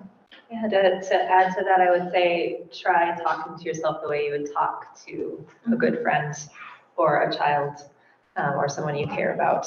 It would be a good place to start the practice. Thank you. You want to add? Just that sometimes when we're having self-hatred, it can be really outward things like, oh, I said this thing or this thing about myself. And so sometimes focusing on the really cool things your body does, wow, keeps me breathing. That's so wonderful. Or digest my food for me. It's just the really small, minute things that our body does for us that keeps us going. That can be a really helpful step towards loving our whole body and our whole self. Thank you. So it's such a gift to have a panel and to hear different people's answers and a different part in building that community and that sense of helping one another is really oh, gosh, yeah. And they didn't even plan it. We didn't even share the questions with them beforehand. Another example is just compassion in action and people really loving what they do. So thank you. When reaching out for help or assisting one in finding hope, what are good questions or topics to bring up during intake? What answers can be provided during those first steps to relieve anxiety about moving forward? And because it said intake, if that's okay. Because sometimes in therapy, the appointments are like a health appointment, we call those like intake. So I'm gonna push it that way. All right. It was a general question. Okay, so I want to make sure I'm understanding the question, and it sounds like, oh, Diane's hot second, give her a second. It's really close to the owl, and everyone online might be seeing my belly. Just so they can see your feelings clearly, you're not in the back. That's all. So I want to make sure I'm tracking the question correctly, and what I'm hearing is, how do you offer like those first little glimmers for people for hope, and then how does the intake part come in? Yeah, when reaching out for help or assisting one in finding hope, what are good questions or topics to bring up during that intake or that initial conversation? How do I insert hope into my initial conversations? And maybe what answers could be provided during those first steps to relieve anxiety about moving forward? Okay. So that's try to address each part of that question. Yes.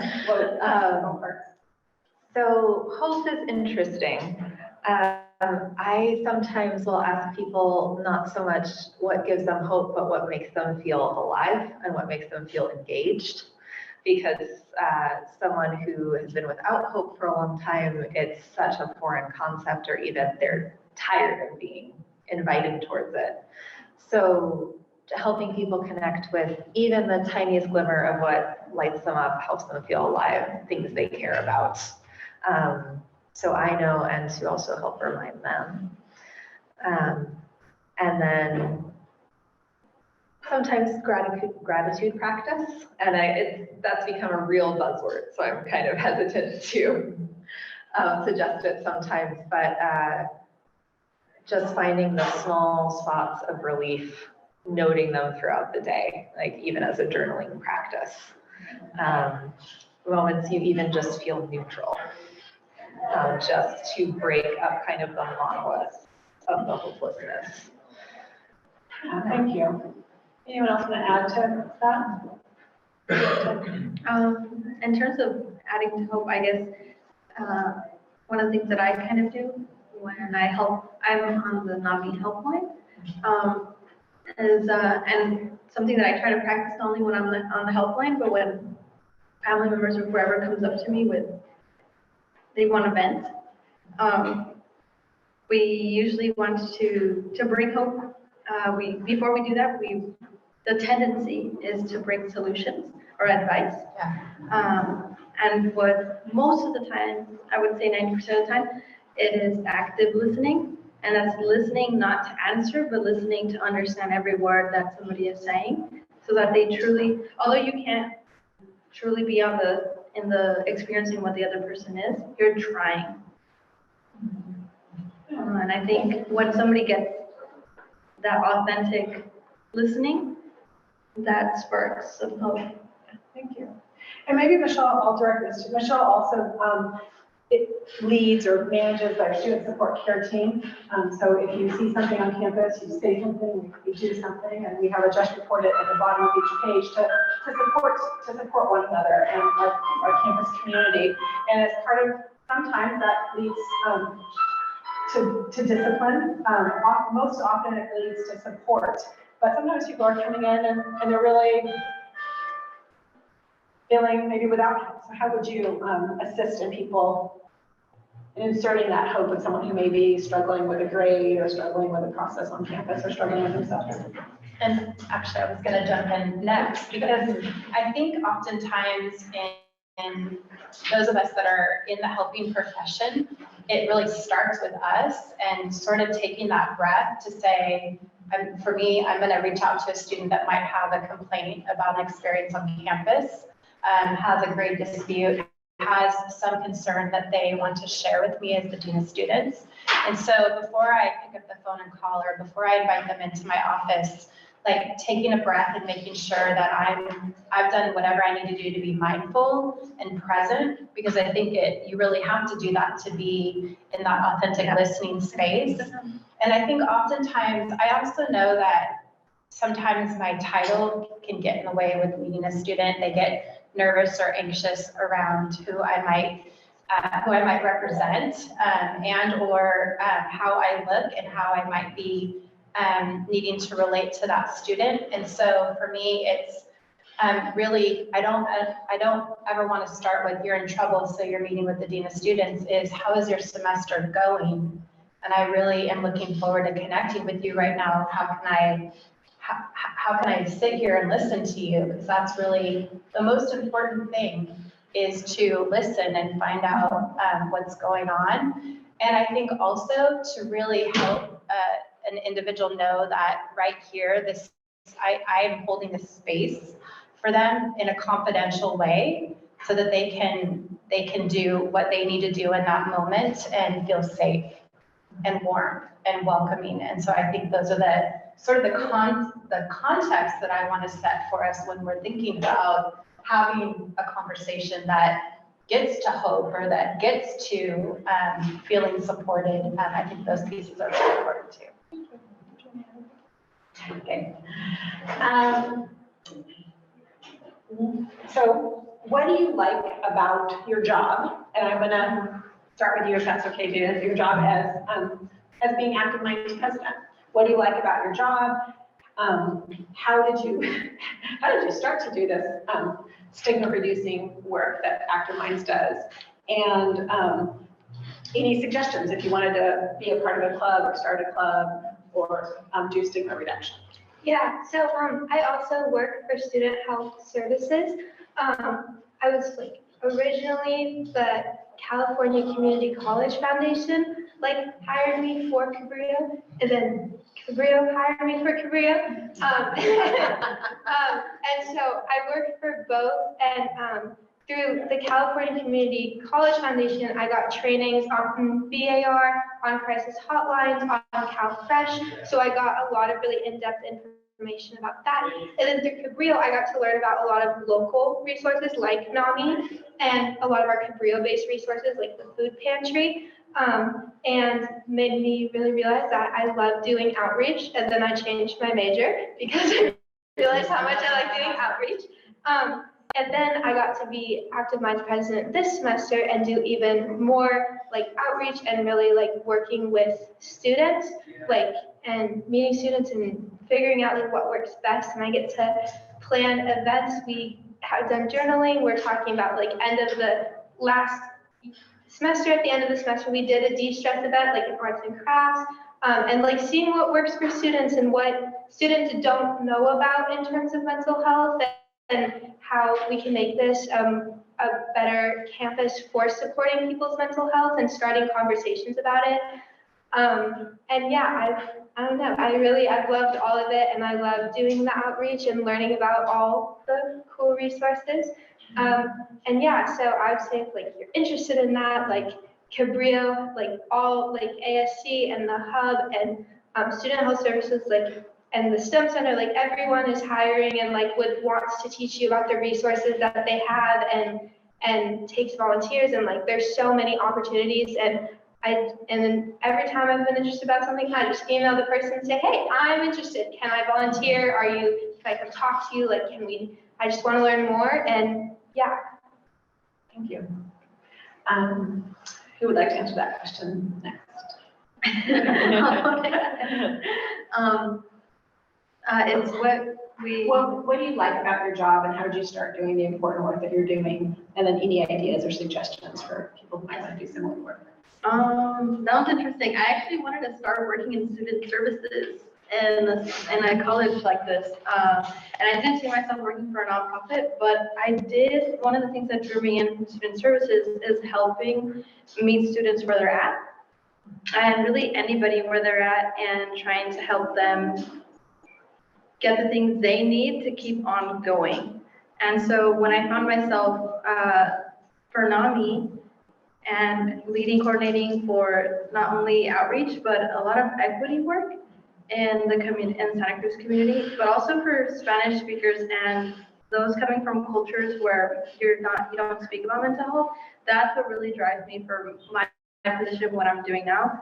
It's helping meet people where they're at, giving them what the tools they need specifically, and then seeing them thrive with the end goal of just well-being.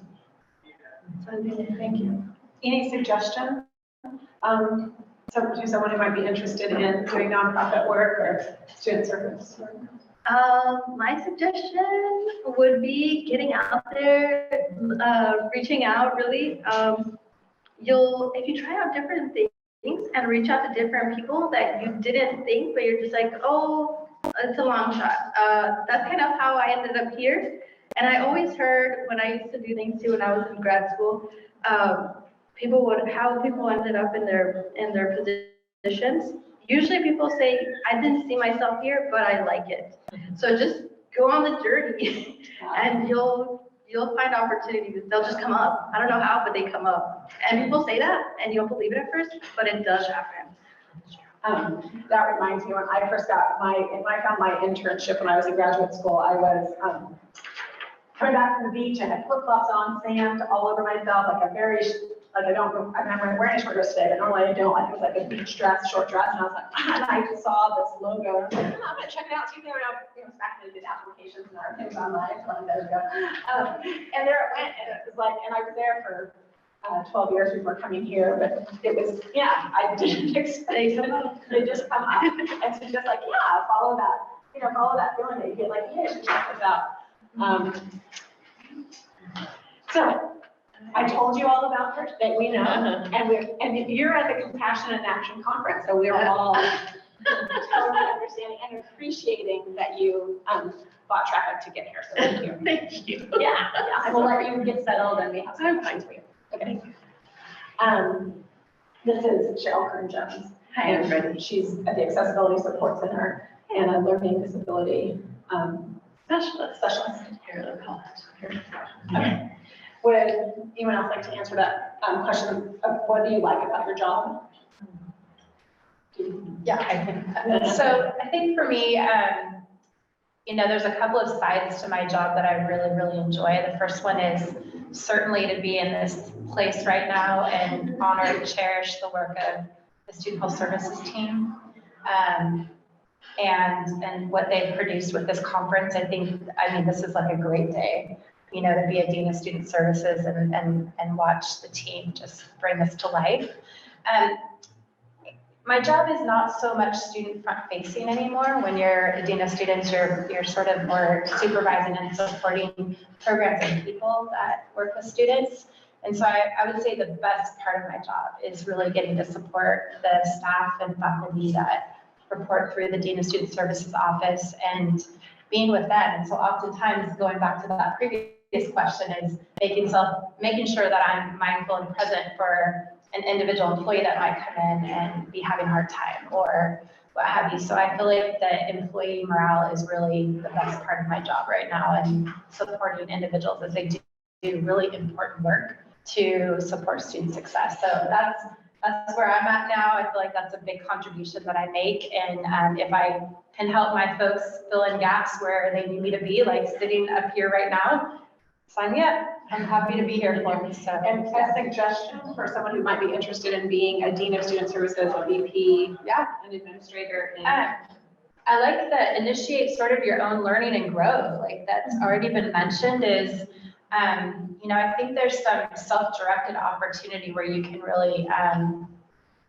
find your way to this position and to student services. And I would recommend you definitely have to have a master's degree to work in student services at community college and four-year university. So that's where I would tell you to start is if I'm happy to sit with anybody that wants to talk about master's programs. And I think the growth that happens for an individual to go in that profession at the grad school level is pretty remarkable. So I would love to talk with anybody about that.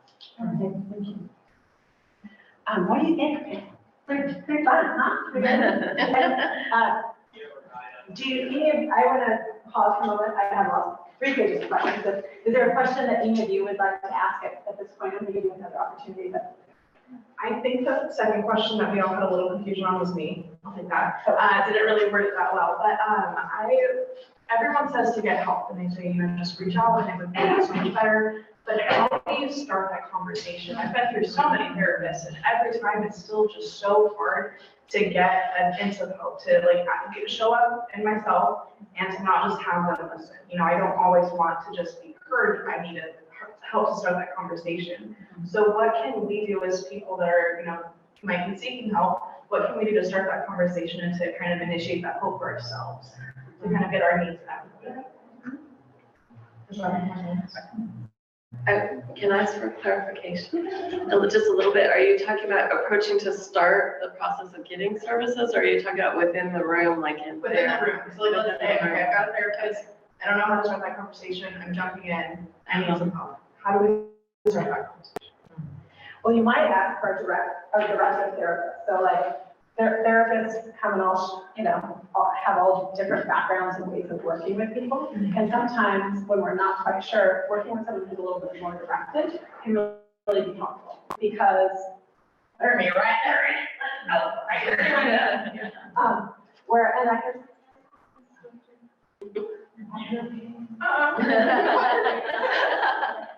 sit there for an hour with you not saying a word, and quiet is super healing, and so much happens. Like, that's not my strength. I mean, I can do it. I can sit a long time quiet. Right? Some people that is super restorative. And yesterday when we were practicing this a little bit with meditation, I didn't. So, right? But sometimes it's not what we needed at that time. At another juncture, we may need that. So one thing might be going like, I need someone to help me figure out what I need. And so asking, being a little bit more about who you choose to start that relationship with, I think sorry that I'm answering. Oh, no, and I agree. I think to build upon that too. Yeah, I think that's something. And then it's starting to define, I'm not sure, being vulnerable. Yesterday, one of the speakers from NAMI talked about I couldn't share with my regular therapist who I saw for years what I was going through, but I met this one person, a new therapist on campus. One that one was bad, one was good, one was better. It was that there was no expectation, I could just go. And so that sometimes it's changing too, getting into a room with a new person and just going I want hope, help me find it, let's define it together. I think one of the things that also we have to, I think about, I think yesterday too, it's where are we right now, And I think that it's, all of us go through this sort of universal experience that I need practical, what do I do? I have a test in an hour and I'm freaking out, versus I'm processing all the stuff of my childhood, and I just need to be heard and help find these connections with someone who knows me and knows this whole history.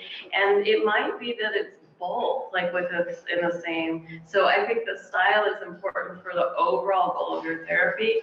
And then even if you're with that style, it's okay. Someone of that style, you can say, I just need to be heard today, and checking in with yourself about if I leave today, what do I want? Do I just need to be held in a sense, just being having a safe space?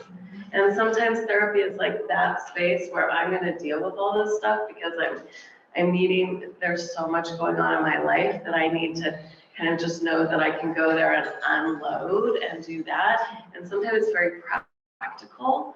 And hopefully you have a therapist that can work with that range of skills so that they can just be with you as well as be practical, and having that conversation up front when you're starting the therapy, if you have a tendency of what you're wanting, but also having that flexibility and checking in with, well, what do I want to leave with?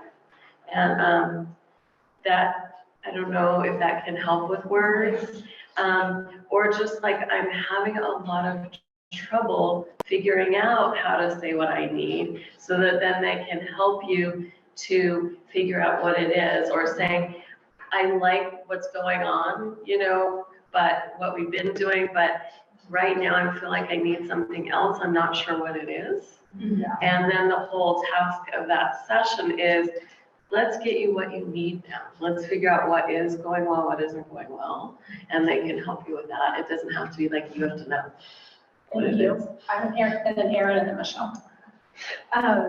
Well, I just want to say thank you for speaking up and being vulnerable and making sure your question was like clarified.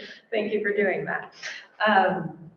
I think, you know, we come from this medical model, right, of health. And so a lot of us feel like, well, I show up and they kind of tell me things and I just do my best with them, right? That's how we tend to be with doctors, with mental health. It's kind of just how we're taught to be.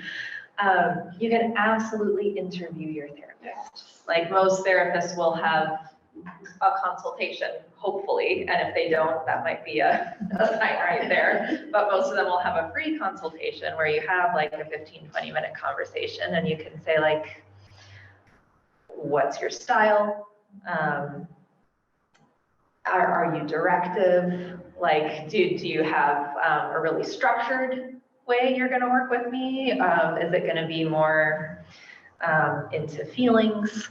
I mean, you're hiring them, they're going to work for you. So I really like that. I think that really helps put the power play. Yeah. I mean, most therapists hopefully are going to be really honest if they don't think they're going to be a good fit for you. And, you know, it is really unfortunate most of us don't have the vocabulary. Like if I said like, oh, maybe look for cognitive behavioral and ACT and DBT, like no one's going to know what I'm saying by that. No one's going to know what I'm saying when I'm like, oh, I'm a somatic therapist. So maybe that's not the best fit for someone who wants DBT. So if you think about kind of your keywords of like, what's really weighing on me? How do I want to be held? Kind of word cloud it a little bit, and then when you go and do research, when you put in those key terms, often information will come up about like, hey, this type of therapy. I would say Psychology Today is an excellent resource.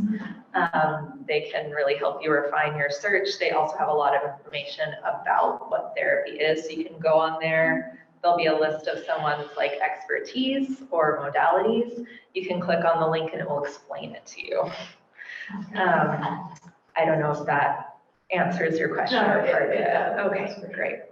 I was just going to add, and you can, once you're done with that intake session, you can, how am I feeling? Am I feeling better? And if I'm not feeling better, what am I feeling?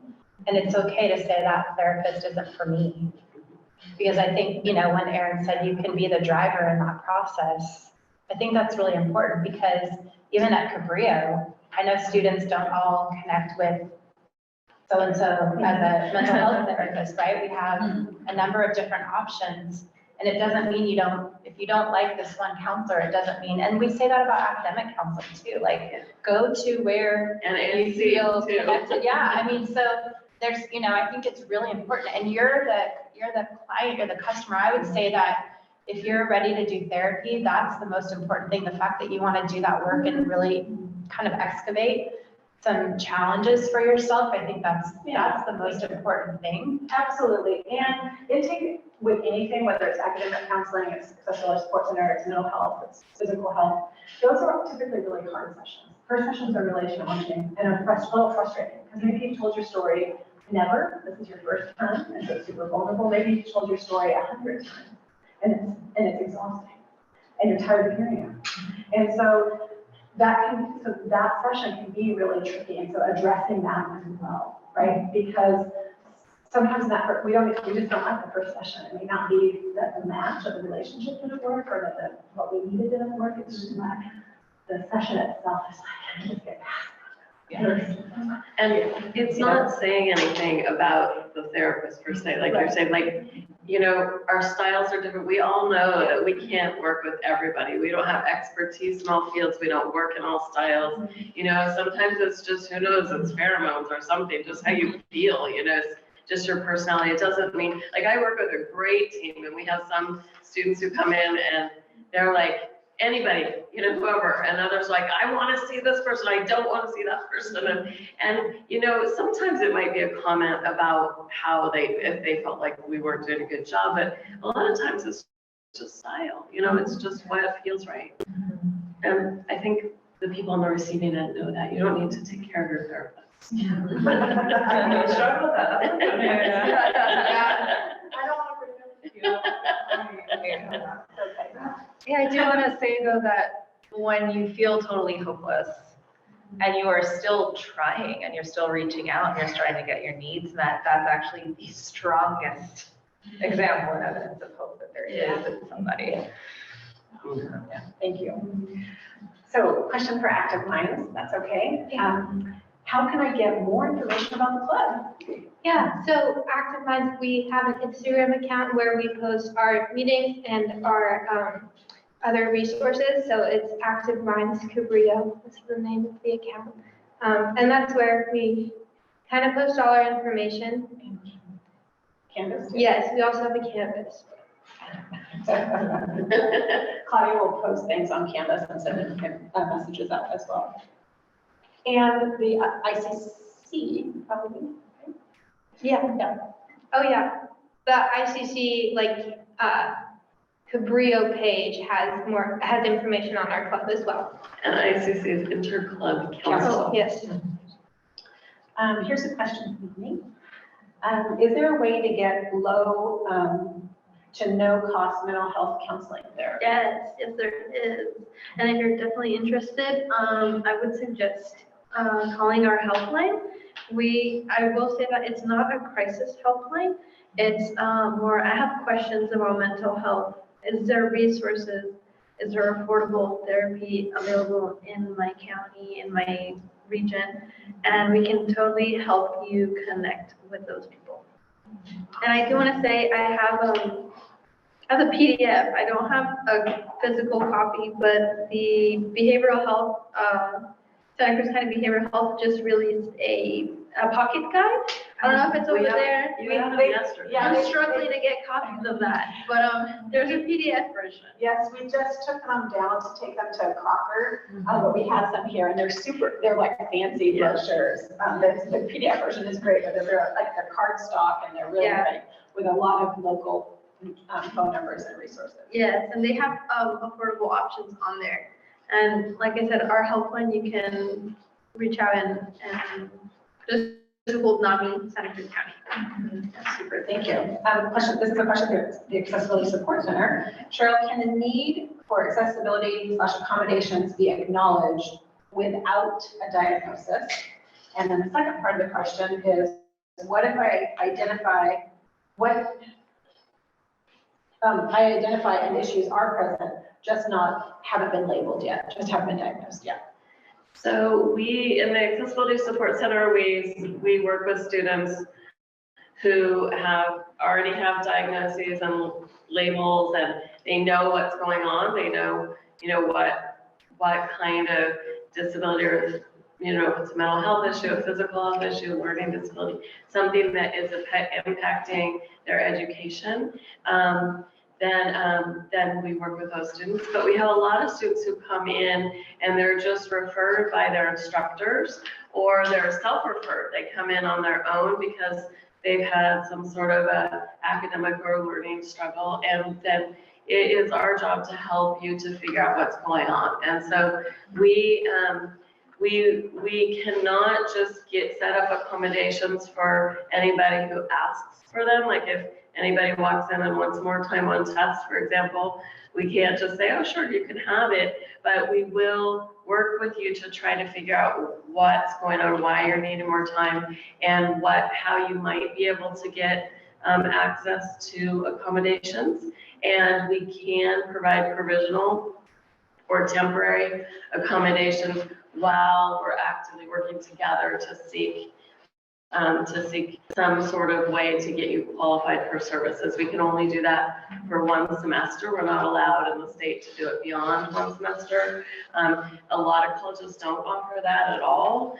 We're pretty liberal with allowing that for one semester here, which is great, because we don't get funding for it at all. So the college has just decided to value that.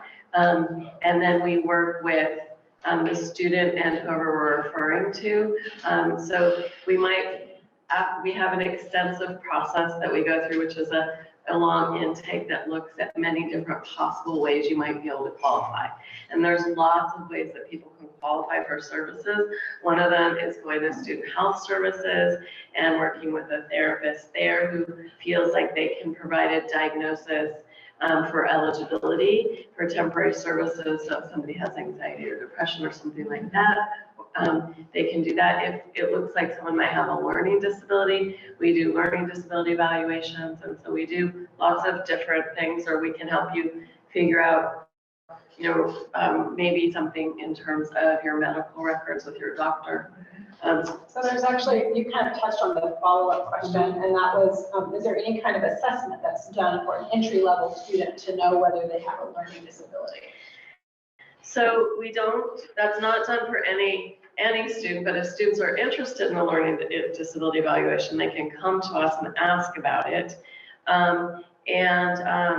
And so for learning disabilities, the process is that we talk with the student and we do in that intake to find out about your learning history and where the struggles are, where your strengths are, where your weaknesses are, and whether what you're describing and what you've experienced, it looks like it might be a learning disability. And if it is, then we can offer a learning disability evaluation. And so that evaluation involves multiple meetings with us to evaluate where your strengths and weaknesses are in terms of information processing, cognitive abilities, achievement. And what we're looking for is somebody who has just regular, average, or above average intelligence ability, but has strengths and weaknesses that form a pattern where they're not able to learn or acquire information or show it on a test. So for example,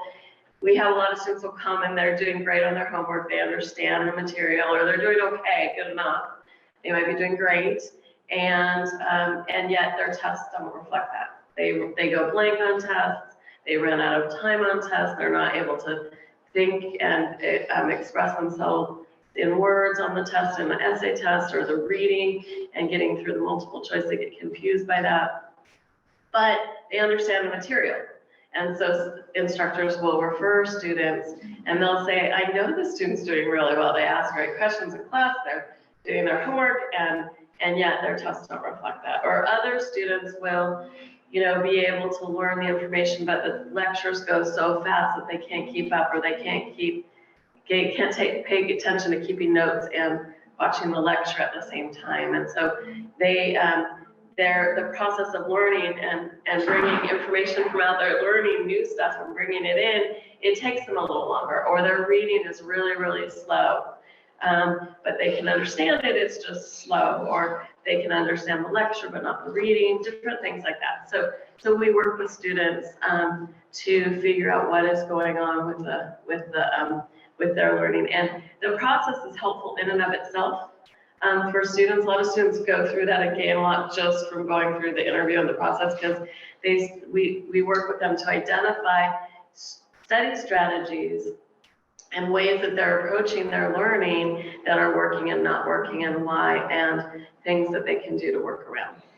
And for those of you who are students on campus, the Accessibility Support Center also has a Canvas page with lots of great study tips and links that's really, really helpful. So just know that as well. And you can reach it from their webpage. You can reach it from our webpage, yeah, and we can send links. And we can send links. So you have like anxiety reduction strategies and memory strategies, test preparation strategies. I'm working on more, but there's much. It's a great site. So this question is for Active Minds. And how can people talk to others who are close to them that are causing some issues for them? So there's we're close and causing some issues, some tension. How can I? Yeah, I would say in situations like that, open communication is really important. I statements are really important. Using how you're feeling, not what they did. Like, oh, not like, hey, you I don't know, interrupted me. Like when you interrupt me, it makes me feel like you're not listening. Telling people how their actions are making you feel, not using blame statements. And just open communication. I find when when we don't talk about things, we become like passive aggressive, and that's not productive. And we want to have like healthy relationships where we can communicate back and forth. And if those conversations are getting intense, if you're telling someone how they're making you feel and it's not feeling productive, sometimes taking a step back, taking a break. Sometimes people aren't equipped to have those healthy conversations or have a calm conversation. So if you have tools, letting them know what helps you or giving them tools to make it a productive conversation. Thank you. Yeah. And this is a question for Mommy. How can people help those who are in need of guidance? Like How to help a friend? Yeah. If you're noticing a friend that is struggling with their mental health, I really recommend you don't keep that to yourself. And depending on how you feel, how safe that is. So if you feel like they are keeping themselves safe, but they're struggling, go ahead and have that open communication and let them know. I noticed that you're not acting how you usually are. Is there something going on that you would like to talk to me about?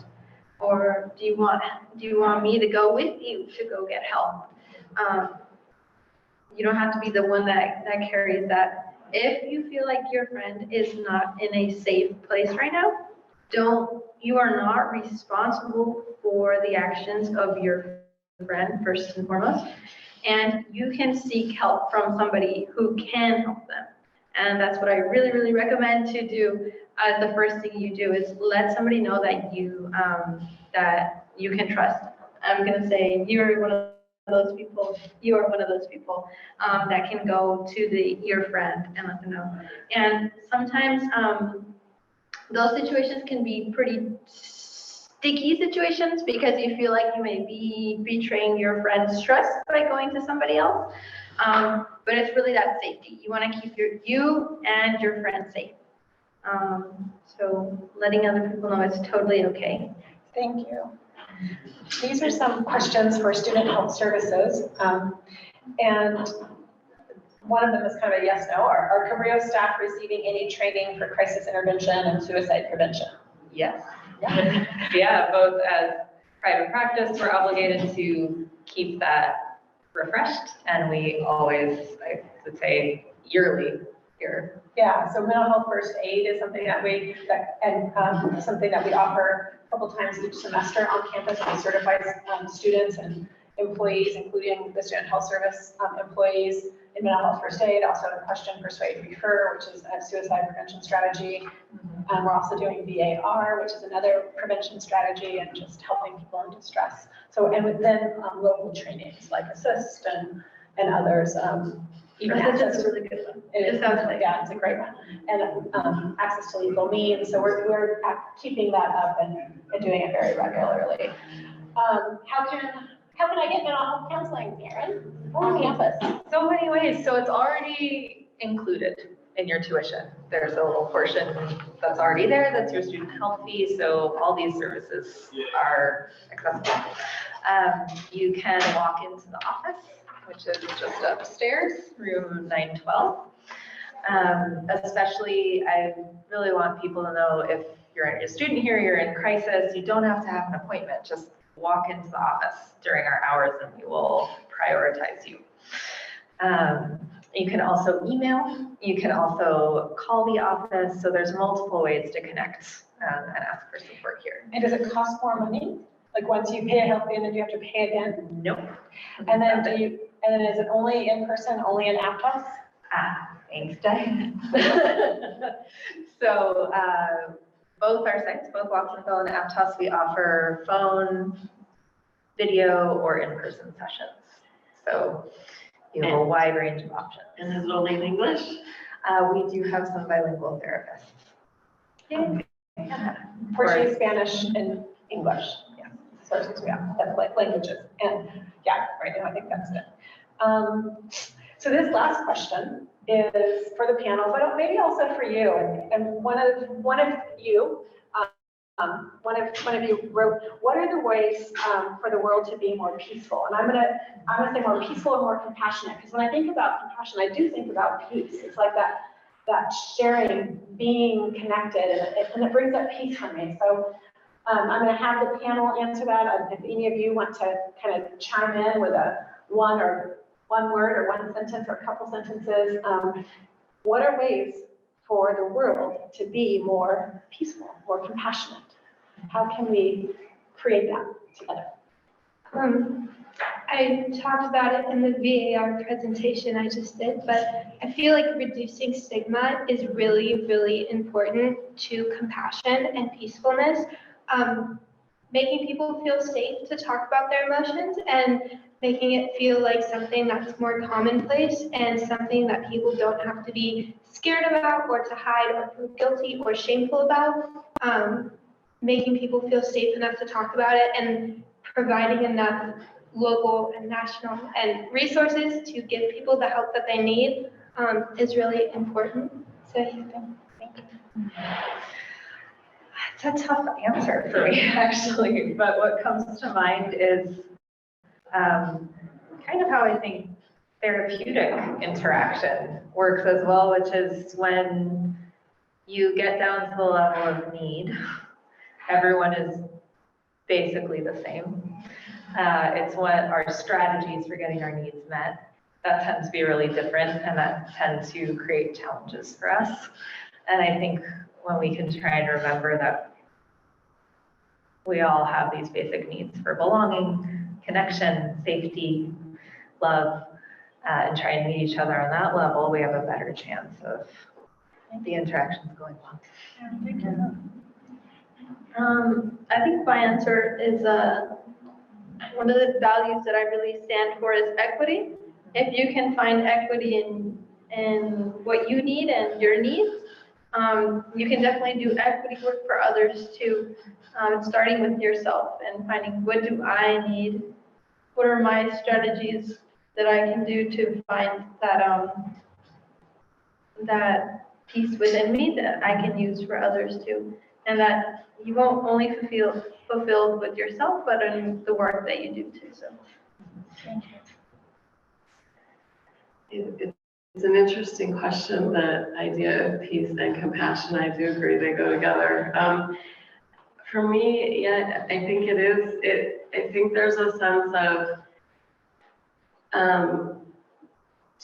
pausing, like we talked about yesterday with mindfulness, and pausing and connecting with yourself and with who you are, that you're human, you have feelings, you have thoughts, you're reacting to the world and everyone else around you is, and turning compassion towards yourself and then turning it outwards and connecting with just one person in your class, just one place where you go on campus and asking for help. You asking for help and learning about that allows you to offer that to others. Like I talk with a lot of students who are in the medical field, in the nursing program, intense programs, the radiologic technology, other kinds of things, and they're in these really intense programs and learning about mental health. They're going to help every patient they work with.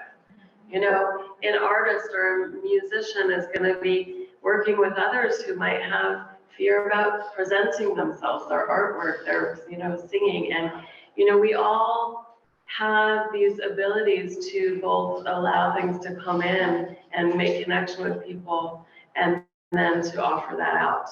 And when we respond to our needs, we know what other needs other people have. And so I think that playfulness of calming into the moment and realizing that what helps me, what feels good, helps others too. Thank you. Would any of you like to answer that? Grace, understanding.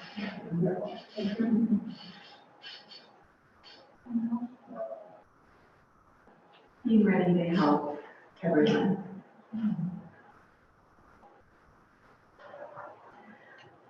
May you know peace. May you know compassion. May you experience peace. May you experience compassion. May you feel peace. May you feel compassion. May you be peace. May you be compassion. That's my parting words for you today. I hope to see you at 6:30. I appreciate you being here. Thank you for being here. I thank our panel for answering the questions on the spot. No pre questions, and our partners. And thank you so much. Thank you.